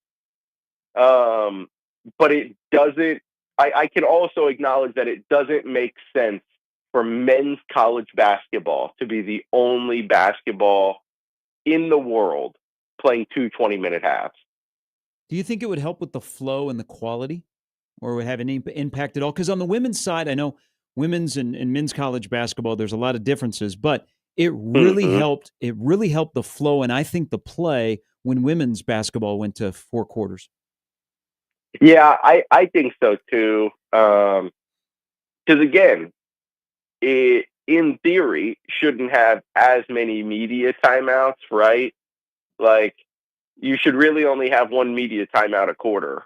And again, that would kind of break it down to somewhat close to what the media timeouts are now. So it's not like we'd have fewer. Trust me.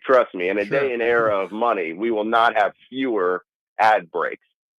But I do think it would help the flow, especially when it comes to fouls, because if they reset every quarter, well, now here we are, not 7 minutes into a 20-minute half, and this team's already in the bonus. So now every time they're fouled for the final 13 minutes, they're headed to the line. Like, if that resets every 10 minutes, that would certainly help. So just small stuff like that, I think we would not notice, but notice at the same time.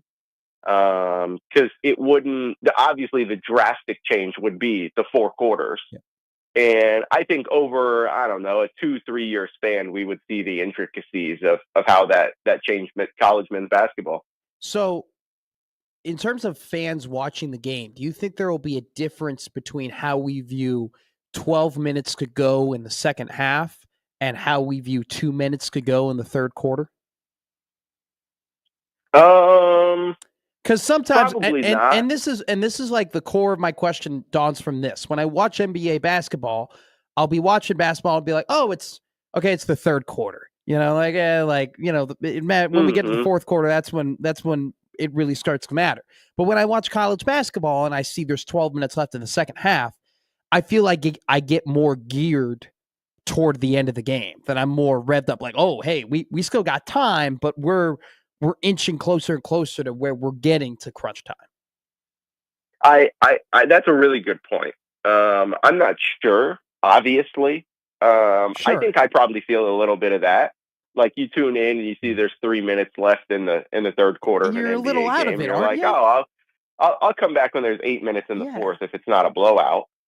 I So wonder. I don't know. Yeah. I It's- really, I'm it's a not tough sure. question That's a for good you. point. It's a tough question. But the thing that I do know is people will view the last 2 minutes of a game.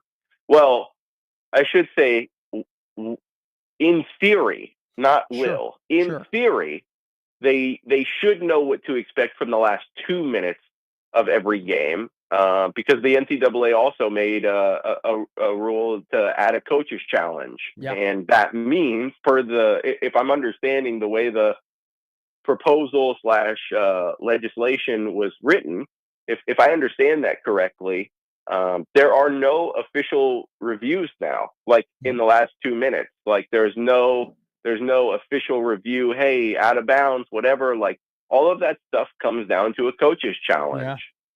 And so there shouldn't, I get it in the Final Four, like, et cetera. Like, yeah, the stakes are high. You can go ahead and automatically review it, and none of us are going to complain. But a Tuesday night game again, if Creighton plays North Dakota, right? Like, we don't need the last 3 minutes of a Tuesday night game to be strung out because the ball accidentally bounced off of this dude, and we've got to make sure in a 10-point game, it's unnecessary. So that should be one of the biggest benefits we see from this set of rules. Is I think they said it was all designed toward pace of play. Yep. And none will none should affect pace of play more than that one. Doesn't these things that are proposed, and we're at games, but when you're broadcasting games, those last 2 minutes just seem to go forever. Mm-hmm. Isn't this kind of geared towards, and we also know game length, college basketball used to be played in 2 hours. Now we're about 2:15 or so. Yeah. Aren't these all changes to make it a better TV product? Absolutely it is, because look at any college basketball, TV scheduling. They're not scheduling these games 2.5 hours apart and doing point. a 30-minute, leaving cushion at the end and then doing a 15-minute look ahead to the no.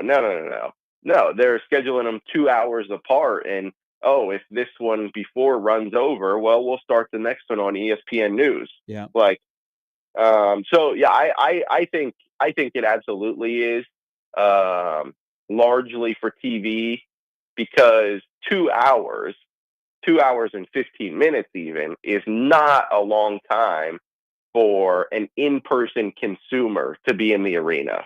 Like, that's a really good sweet spot. There's a reason that the MLB implemented the pitch clock and tried to trim games to 2.5 hours, because there's an attention span. There's a limit, right? Like, your kid can only ask for so many snacks before you're sick of buying $8 pretzels. You can only be so thirsty before you're done buying $12 beers. So there's a limit of how long you can be in a stadium. Yeah. There absolutely is. And I think that 2 hours, 2:15 is a sweet spot, but it's absolute. This is not a move made for those people. It's a move made for TV. Okay, well, if this is 2 hours, well, now we can plan on getting, I don't know, maybe another game in at the end of the day, because we saved this amount of time and this amount of time and this amount of time incrementally. So it'll be huge. It'll be huge. I'm sure we'll have more rules introduced next offseason. You talked about how you liked the 20-minute halves of college basketball because it was unique. College basketball got less unique yesterday when they also announced that continuation fouls, much like we see in the NBA, is coming to college basketball. I absolutely hate it. I have a feeling a ball knower like you hates it too. Or maybe you love it. Where do you stand on it, and how do you think it'll affect games? Yeah, I'm not a fan of I can't generally am a fan of continuation. Okay. I think if you're driving with the intent to shoot, because again, a continuation foul is not, oh, hey, I got bumped on the 3-point line, let me throw this up. Yeah. But if you're driving one-on-one with the intent to shoot and you get bumped in the process, that's not your fault. Your drive shouldn't be cut off. Your drive shouldn't end right there. It kind of bails out the defender in a way, Yeah, but you've watched Chris Paul and you've watched Trae Yeah, Young, so- and you've so watched it these just guys who depends. beeline toward the hoop, and then they get bumped and they flail their arms and they flail the ball, and then they're at the free throw line. Like I'm fine with that in the NBA because I think in the NBA with the 3-point shot, sometimes those continuation fouls like break up the game in a way where it's needed. I don't think college basketball needs that. What's stopping that same guy from flailing his arms if there wasn't continuation? Well, he just doesn't go to the free throw line. Well, he'd still go to the free throw line. He just wouldn't have a chance to finish the basket after. See what I mean? I understand from that perspective, but then you also know there is the egregious, like he's at the elbow and he gets bumped and then he takes 4 more Absolutely. steps. And then Absolutely. that foul, which would have been taken out of the baseline, is now at the free throw line. Yeah. So that'll be I'm curious to see how liberal they are with that. Sure. I'm sure that'll be like a point of emphasis among the officials since it's being implemented. Hey, here's what we're going to do. Here's what we're not going to do, and that'll change official to official. Well, I'll obviously see that over, the course of this upcoming season. But I think I'm generally a fan of it, dependent on how it's handled this season. I could be turned away from it because I'm not married to it at all. Sure. But it seems like, guys, along with pace of play, incrementally more and more rules are added to benefit the offense. Like it seems like college basketball no longer wants the powers that be. Sure. No longer want marquee Saturday games to end 66-63. Yep. They understand that is probably not what the viewer is tuning in for on a regular basis. No, because they want the step back and they want the continuation and they want the run and gun. So it all just seems like that's where we're headed, kind of similar to the NBA, right? And I'm going to go off on a very small tangent. Do your thing. Not tangent, I guess, but we're going to dig a little bit. It feels like, guys, we are trying to get college basketball as close as we can to the NBA for a couple of different reasons. One, the NCAA has started to sell a lot, and we've seen it here, a lot of European products on playing a year or two of college basketball, and then going to the NBA. Well, why would these kids want to play in the EuroLeague, play in, whatever, and then play very similar to the NBA, and then come over here and play 2 20-minute halves for 2 years, and then go back to the way they were playing when they grew up? So I think it's partly for that, right? Like it's a selling point. It's another selling point. But also, if we're trying to get kids to stay in college longer, we talked about it a couple of weeks ago, how beneficial it was that all of these kids withdrew from the NBA draft. You're trying to give them the closest product to the NBA possible, so that they are encouraged to stay. No. You don't have to leave just yet because we have a Brinks truck of revenue sharing money And if we ran out of that, well, then we've got a blank check from Sure. insert donor. Sure. Sure, we get it has to go through the clearinghouse, but we'll get it cleared. Don't worry. So yeah, just come back to insert university for a year and take a lot of money. And it's not like the game's going to be that different anyways. So I kind of think all of this is being done with two things in mind. Everything I just said, and then as we talked about a little bit earlier, the TV product. So to accomplish that, you strip away the uniqueness of college basketball from the NBA. Do you think the give and take of that is a positive for college basketball or a negative for college basketball?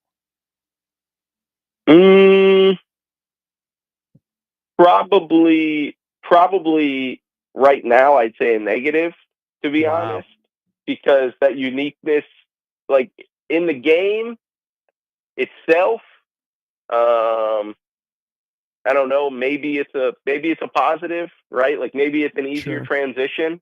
I don't know. Maybe it helps college basketball that you can attract high level European kids or I should say just international, right? And you can retain your own NBA draft talent. Maybe that's the ripple effect positively, but negatively, like it's a lot of change. Kind of, I know I said incremental, but it's a lot of change all at once in the grand scheme of things. Like if there's quote positive momentum to move from halves, when is that? Is that 2 years? Is that 3 years? Is that a decade when all of these current media rights deals are up and they can kind of have a blank slate? I don't know. But I know that every year we have something different that makes college basketball not college basketball, or takes college basketball further away from college basketball. And I don't really expect that to slow down anytime soon because nothing would suggest that it will. Now, hey, let's shift to baseball here before we get you out of here because Mark Kingston officially is the head coach. Yeah. They get moving on the softball and baseball complex. They're having a deal today. I like the fact that he talks about winning. Like there's no excuses. He wants to win, and I think it's a really good hire. Not sure how long he'll be here if he wins, but he's got a good staff. I think Mike Curran is going to be a really, really good head coach sometime. But as you heard him talk on Monday, and you've kind of been able to communicate with him a little bit throughout his season with coach in waiting.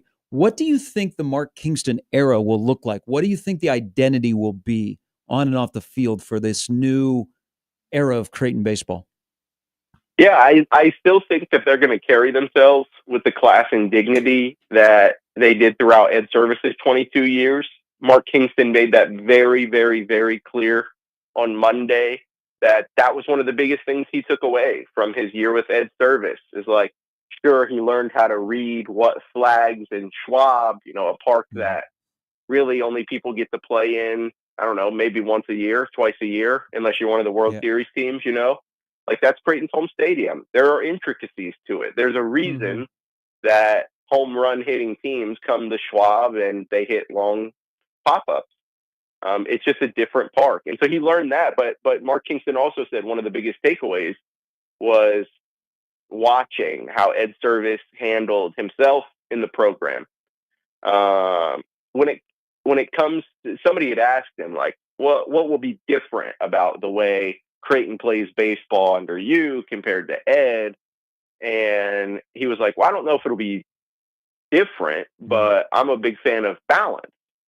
And then Mark Kingston went on to say, whether that's power and speed, lefties and righties, left pitcher or power pitchers and finesse pitchers, experience and youth. He's just a big fan of balance. And obviously, Mark Kingston, from his 7 years at South Carolina, loves power. Because as we saw when Creighton went to Baum Walker, power comes in handy in all those SEC ballparks. Yeah. That is not going to be the case at Schwab. Not regularly, not super consistently anyways. And so he knows that it's gonna be a little different. but he was very confident in the staff that he already has. They're going to add a couple of more, but like you mentioned, they have Mike Current as their hitting coach and recruiting coordinator, and they have Billy Mole as their pitching coach. Creighton's hurlers finished 12th in the country this year, or 21st in the country this year in ERA. So they're going to be okay. All of that to say. How different will it look, to answer your original question? Mm-hmm. I don't know. And it seemed like Mark Kingston wasn't all too sure either. Because I think he ended his long-winded answer by saying, so will fans think that looks different? That remains to be seen. But the one thing that we're going to do is play and win with class and dignity, and that won't change. Yeah. So, as much of an answer as I just gave you is as much of an answer as Mark Kingston gave all of us. Great stuff. We appreciate the comment. Yeah, I think they're good. I think they're set. He mentioned that they're active in the portal. So the biggest thing you want to see with the new coaching staff is, can you get people to buy in quickly? Yep. And it seems like the people who are returning certainly have. They were outwardly supporting Mark Kingston and his staff on social media Monday.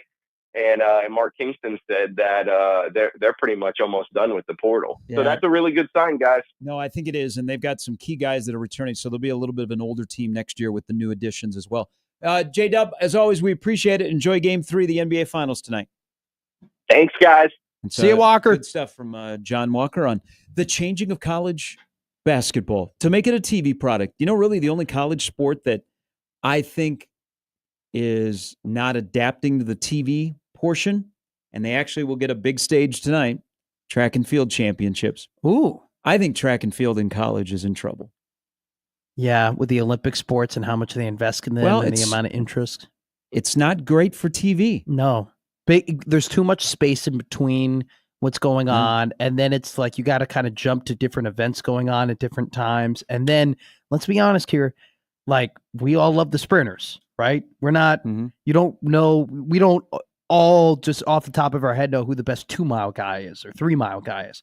And when you love the sprinters, it lasts 10 seconds. 10 seconds. It's 10 seconds. I think, and then it's done. I think it's just quick. You gotta be quick. And I don't think track and field wants to adapt. And I look at Oregon, that is the home of track in this country. Oh, God. And attendance is down, attention is down, and people at Oregon are worried about the sport at the college level. They'll just turn it into an Olympic thing, which would be unfortunate for places that invest a bit in track, which like Nebraska does. All right, we come back. You want to play a little over-under? Come on. In the McMaster Sportsbook? Is a bear Catholic? Not going there anymore. Bears are Baptists. We've discussed this. Yeah. Have you not been to Waco? No, haven't. Okay. Jimmy is right. Are they actually? The Baylor Bears? Yeah. Yeah. Well, I was just talking about Bears in general. Do you know a lot of Bears? No. Do you know their Dick religious... Butkus and Dan Hampton do you know Mike Singletary, Walter Payton. Religious affiliation? I met Earl Bennett one time. That was cool. Did you ask him Catholic or not? No, I just shook his hand. I was like, bye. Hi. Scary. Matt with Jimmy on 1620 The Zone.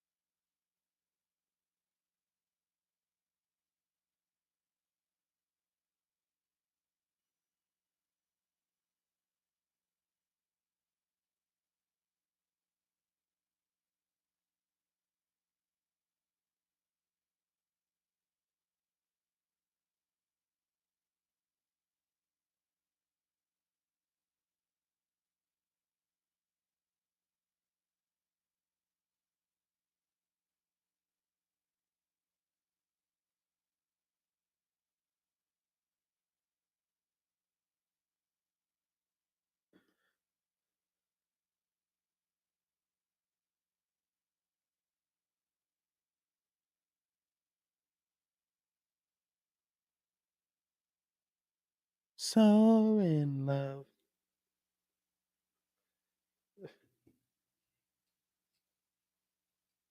It's gonna be me on Friday at the baseball village. You're singing this to Josh? No, when I'm in the party pit. Actually, both Joshes. Sorry. Well, trust me, as a newbie to the College World Series, you got it bad. When I'm in my Oakley sunglasses at the party pit. Well, you'll get burned. I'll get what? You'll get burned. Burn? Yeah, you get burned. Summer. Yeah. Like burnt out or like burnt on the skin? No, you'll find somebody and they'll say, "Hey, Daddy." You'll be numb. I'll end up at Zesco's. Yeah. They'll go, "I thought you were a superstar. I can't find any love in this club." And you'll say, "I don't mind." And you'll say, "Come on, can DJ got us falling in love?" And you know what? She'll say, "Nice and slow." And you'll say, "You're a bad girl." And then you'll say, "There's no limit."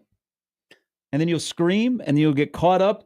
And then she'll say to you, "Don't waste my time." And then you're on to something else. I'll say, Then you'll kick it over to John I in the like it booth. like that.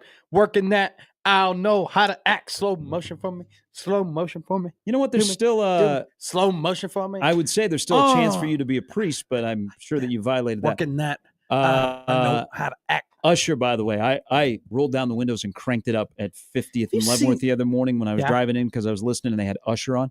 You want to take a guess at how old Usher is? 48. 53. Black don't crack. He's 46, man. He looks as Yeah, an age since I was young. Have Dude, you he seen is his a dude. concerts recently where he's yeah. feeding women cherries in the stands? I thought COVID killed that. Like he's like, I thought he was on trial. no, he's You get no. why not all black people look the same? No, stop. Whoa.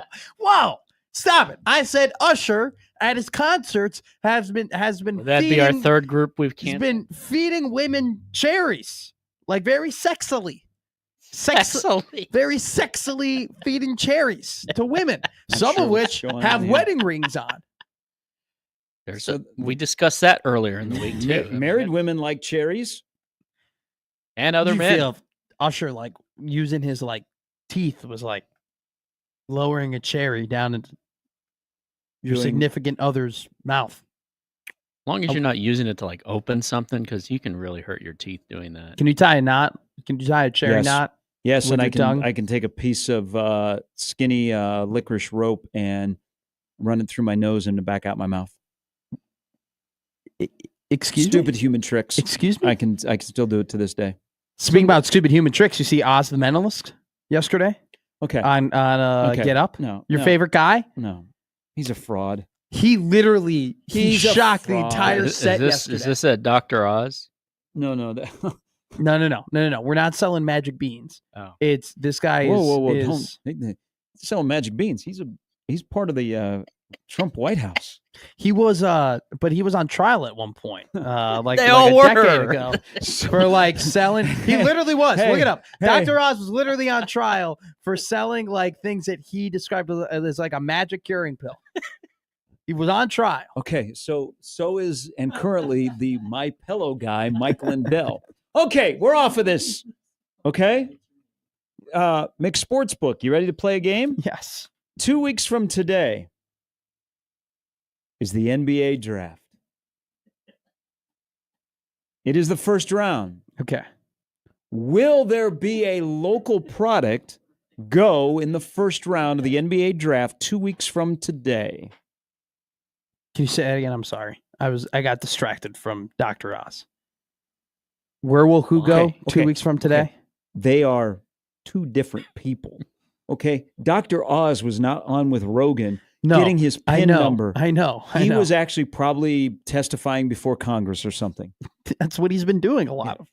Not everybody with the last name Oz. No, is I the didn't say. same. I was just making it. I made the joke. That Frank Oz was He a was genius.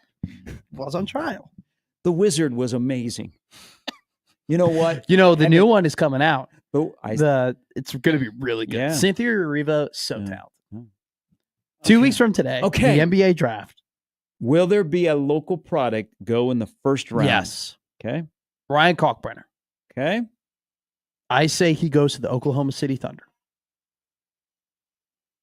I will say that he will Now, he may benefit from waiting until the second round to go 32nd to Boston, but I could see him. If Zach Edey can go in the top 10, there's no reason why Ryan Kalkbrenner can't be one of the top 30 guys picked. No doubt. So maybe at the back end with the Clippers. Now, I'll give you another little prop there for Mixed Sportsbook. Will there be 3 local products go on day 2, which is 2 weeks from tomorrow? Local products within what They constraints? played high school basketball Okay. in this town, or they played college basketball in the state. No. Okay. I say 2. I say Kalkbrenner, and then I say one of Salas, Tanji, Williams. Okay. I think more than likely Salas. Williams might sneak in there.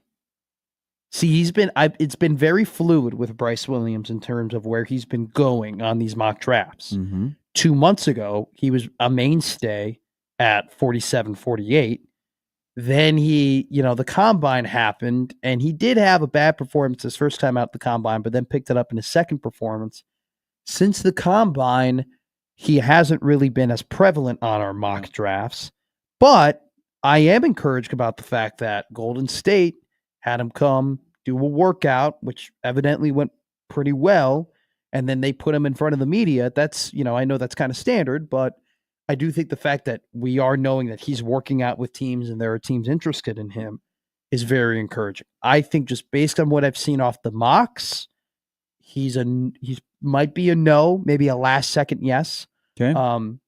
Hunter Salas, man, was a guy that we were talking about as a first round pick last year, that maybe he could sneak into the lottery. And so to me, I still think, the NBA talent is still there, and he would absolutely be a steal in the second round. So I think all 3 will go on the second day. So I think there will be 4 local guys that will be drafted in the NBA draft 2 weeks from today. I think Kalkbrenner has a chance to go in the first round, back into the first round, and be a backup big. What's his name from Boston? Not Porzingis. Cornette is probably a good comp for Kalkbrenner, but I don't see reason why he can't be a good backup big for right now in the NBA. I think he'd be a great backup. I think the second day with the 3 local guys that will go, I think Hunter Salas will be the first off the board in that group, and I bet it's not very long into the second round. And then I think John Tanji will go, and then this is something to get excited about because he's a little bit of an older guy. I think Bryce Williams will go I'm gonna just throw it out there, 49 to 51. Mm-hmm. So you had Ban went 46, Bryce went 40. Is that right? But Bryce Williams, Bryce McGowan's. Yeah, I thought he 40? went in the 30s. Bryce McGowan's did. Did he? I thought he was 34 because the Hornets were bad that year. I can look it up. But keep going. I thought both Banton and McCowan's were in the 40s. Bryce McGowan's got apart. drafted. Jesus, I'm younger or older than Bryce McGowan's. You'll say that a lot more. I know. 40th. Way to go. Good job. So I think Bryce will get drafted, and remember, and he'll be a good 2-way player. He'll get a good 2-way contract. He's one of the first guys that could be summoned to the NBA if he does not stick on an NBA roster. But considering his age and probably things he had to do differently because he played in the Nebraska system, what they needed, I think it'd be a hell of an accomplishment for Bryce Williams to get drafted. I think it'd be incredible. I think that would be a great sign for Hoiberg. But I think 4 local guys will go beginning 2 weeks from today. But I would be really, really surprised if Kalkbrenner fell out of the back end of the first round. 32nd pick by the Boston Celtics, Ryan Kalkbrenner. Now, that actually wouldn't be a bad spot for him. It'd be a really good spot for him. It'd be nicer to go in the first round. 44th pick, Hunter Salas, taken by the Oklahoma City Thunder. 49th pick, John Tanji of the Cleveland Cavaliers. 53rd pick, Bryce Williams to the LA Clippers. 49 to 51. So there you go. Bleacher Report. This is a day ago on their 2-round mock draft, having 4. It's man, it gets so random though in that second round. It does, but for Bryce in particular, just to get drafted would be a big, big deal. All right, coming up, Brandon Vogel will join us. We got lots to discuss with him. That is next on 1620 The Zone.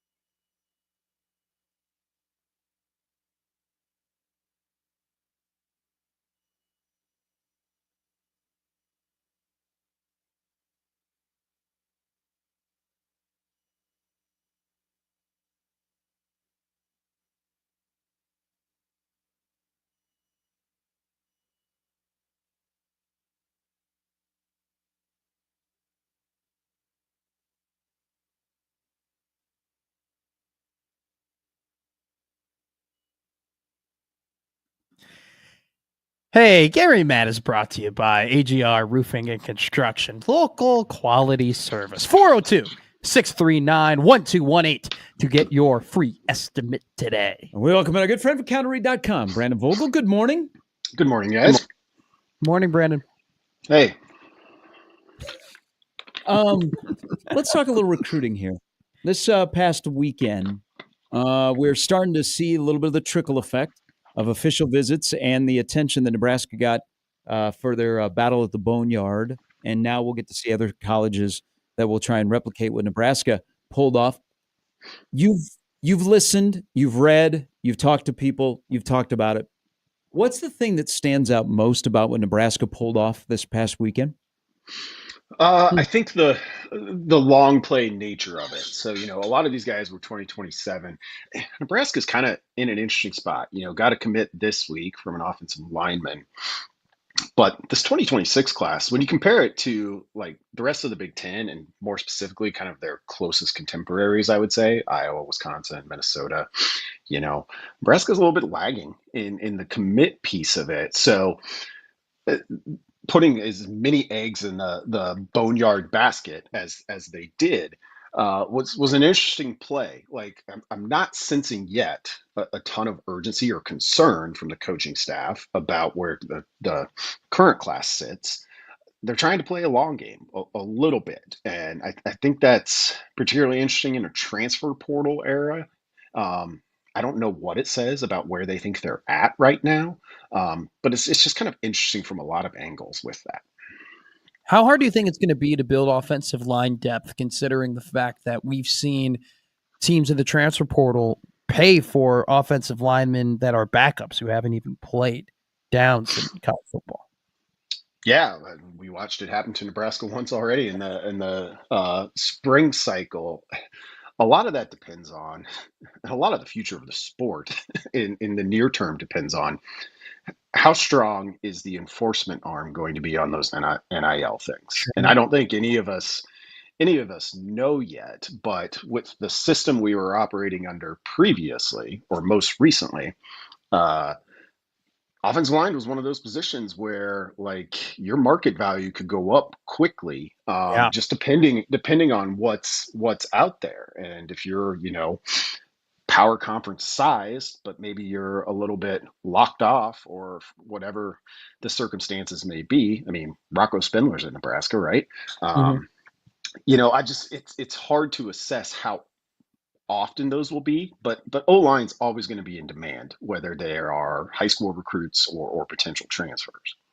Hey, I want to use the word assess because with Trey Taylor being in Lincoln and a lot of discussion around Trey and him talking about the process, E.J. Barthel and how important he was in the recruitment of Trey Taylor comes to the forefront. Running back coach gets a Chicago quarterback.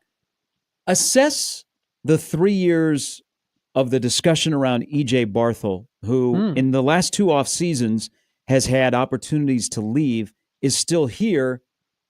And we talk about his running backs, but we're starting to talk more about his recruiting. Yeah, I mean, maybe the best way I would sum it up, and maybe my perception's off on this, but is the Taylor commitment the top line on his Nebraska resume at this point? I mean, it's pretty far, we won't know whether that proved out for multiple years. But right now, he was instrumental in getting a quarterback who, by all available evidence, seems to really love Nebraska, to be OOU, as Matt would put it, one of us in terms of his immediate buy-in. He's a high-profile guy. So all of those pieces of it. But you look at kind of the on-the-field part of it. Nebraska's running back room has been, I would say, a mixed bag. I think is a fair way to put it. They've had a bunch of options going into each of those 2 seasons and shuffled through a lot of them. Dante Dowdell was maybe not your kind of, it wasn't your clear number one, but he had a productive season, so that was a good get.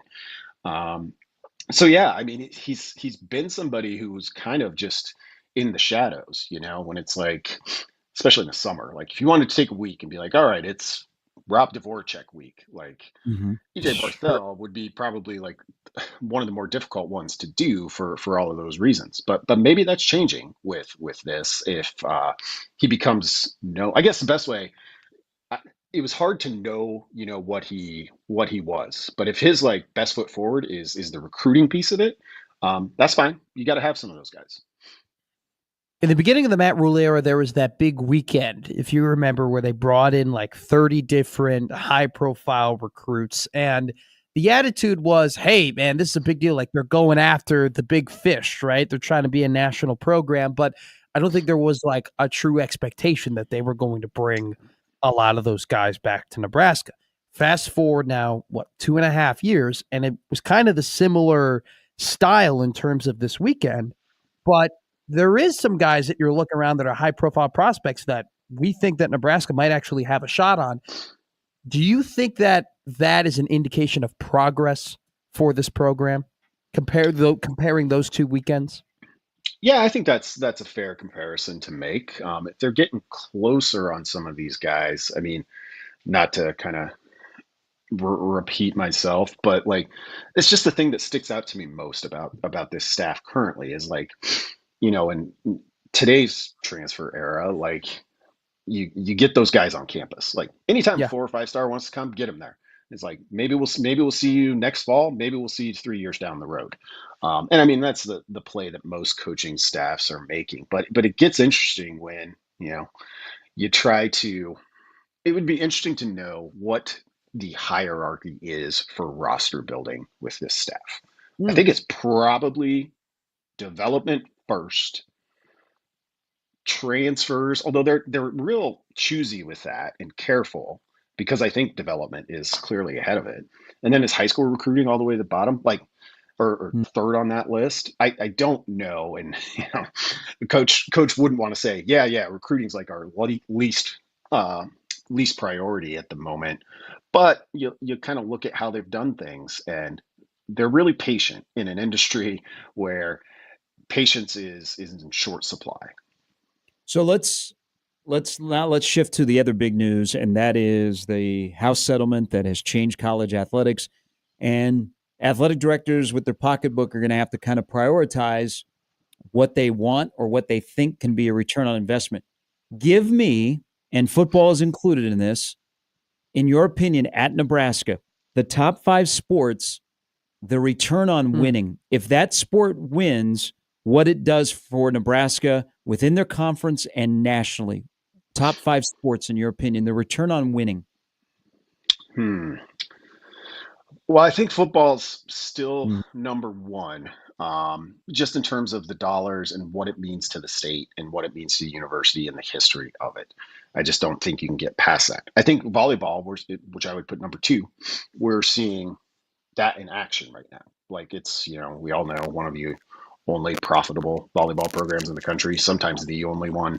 Like that's been happening for a while. And I would expect whatever their allotment of the, revenue share to reflect that. It gets tough after that. It's probably men's and women's basketball. And then I'd be between, it's probably got to be baseball after that. So the usual suspects, but you see, they just don't have enough home beats to really make the dent. But you see those crowds for wrestling, and you see what they did last year, and I think that one is really in the mix. But it gets tough if you're 5, maybe 6 down the list. Can Nebraska be one of the schools that invests the most heavily in wrestling? And does it make sense to do that? It's tricky. With those sports that are lower down on the list, and I'm referring to baseball, softball, wrestling, and women's basketball, would you say that those teams have to overachieve in a sense to then get a bigger investment into next season? I think that's certainly the case with baseball, and because it's a current example and because it's kind of top of mind, there are going to be schools. Nebraska is not going to be one of the top spenders in baseball. I would be very surprised if that happens. Some SEC schools will, schools like Mississippi State makes sense. I mean, they've just seen the investment recently with them, where it's like, hey, if we can, let's say the average for baseball is 2 million. I don't know, just pulling a number out of my head. And Mississippi State's like, we'll go to 3, 5, or 4. Can you kind of control, as much as you can control in a given sport by doing that? And I mean, I think that'll be kind of the interesting strategy piece to this, as we see how revenue sharing changes things and what we think about the traditional blue buds in whatever sport it is you might think about. How many sports at Nebraska, and we chat on this, how many sports at Nebraska currently do you think Nebraska says we can compete nationally compared to sports that, we can just compete in the Big Ten and be good in the Big Ten, but once we get outside of the Big Ten, we're in trouble? Yeah. I mean, volleyball is the obvious one. I think the expectation is football, certainly. The track record with wrestling is there. Okay. The track record with track and field, I think, is there. Depends on how far down the list you want to go. I don't think that's the case for basketball. It's too sporadic to say that's the case for baseball. Softball's on a good run. Softball might be close. But yeah, I think there's like 2 that you can legitimately kind of lock in and be like, we've got to be ultra competitive in football and volleyball when it comes to our allotment. All right, great stuff. What do we have to look forward to when the email pops into our inbox at 6 a.m. as subscribers to counterread.com? Yeah, going to dig into some of these recruiting angles here in the next couple of days. Like I said, I think it's been interesting to watch how Nebraska's kind of allocated its resources. So I've been working on that for a little bit. That'll be coming soon. Hey, fantastic stuff, my friend. Have a great week. You too, guys. Thanks. Good man, Brandon. That's Brandon Vogel from counterread.com. Your sport is not on there. You might be a little upset, huh? What they need to, you want to go find your white whale, your Warren Buffett, you find them that can basically pay for golf, pay for gymnastics, pay for tennis, pay for rifle. All of those sports that are not, bowling. We don't even mention. Yeah. Or even swimming. Swimming is also. What about, I don't know, softball? How about soccer? Yeah. Like soccer had a great year. Soccer had an incredible season. Well, you're going to have to decide what sports I think you prioritize the return on winning. If Nebraska wins in baseball, 2 weeks of your ballpark being packed in June and once every 5 years maybe getting to drive up the road, wouldn't that be a nice return on winning? Yeah. We like to win. I enjoy winning. All right. Winning show, we'll do it tomorrow when the U.S. Open begins, and we're a day closer to the College World Series, where they have open practices at the stadium tomorrow. So we'll do all that when we reconvene in about 20 hours. Hope you enjoyed the show. Big thanks to John Walker, who is now at the groundbreaking for the new baseball facility at Creighton, and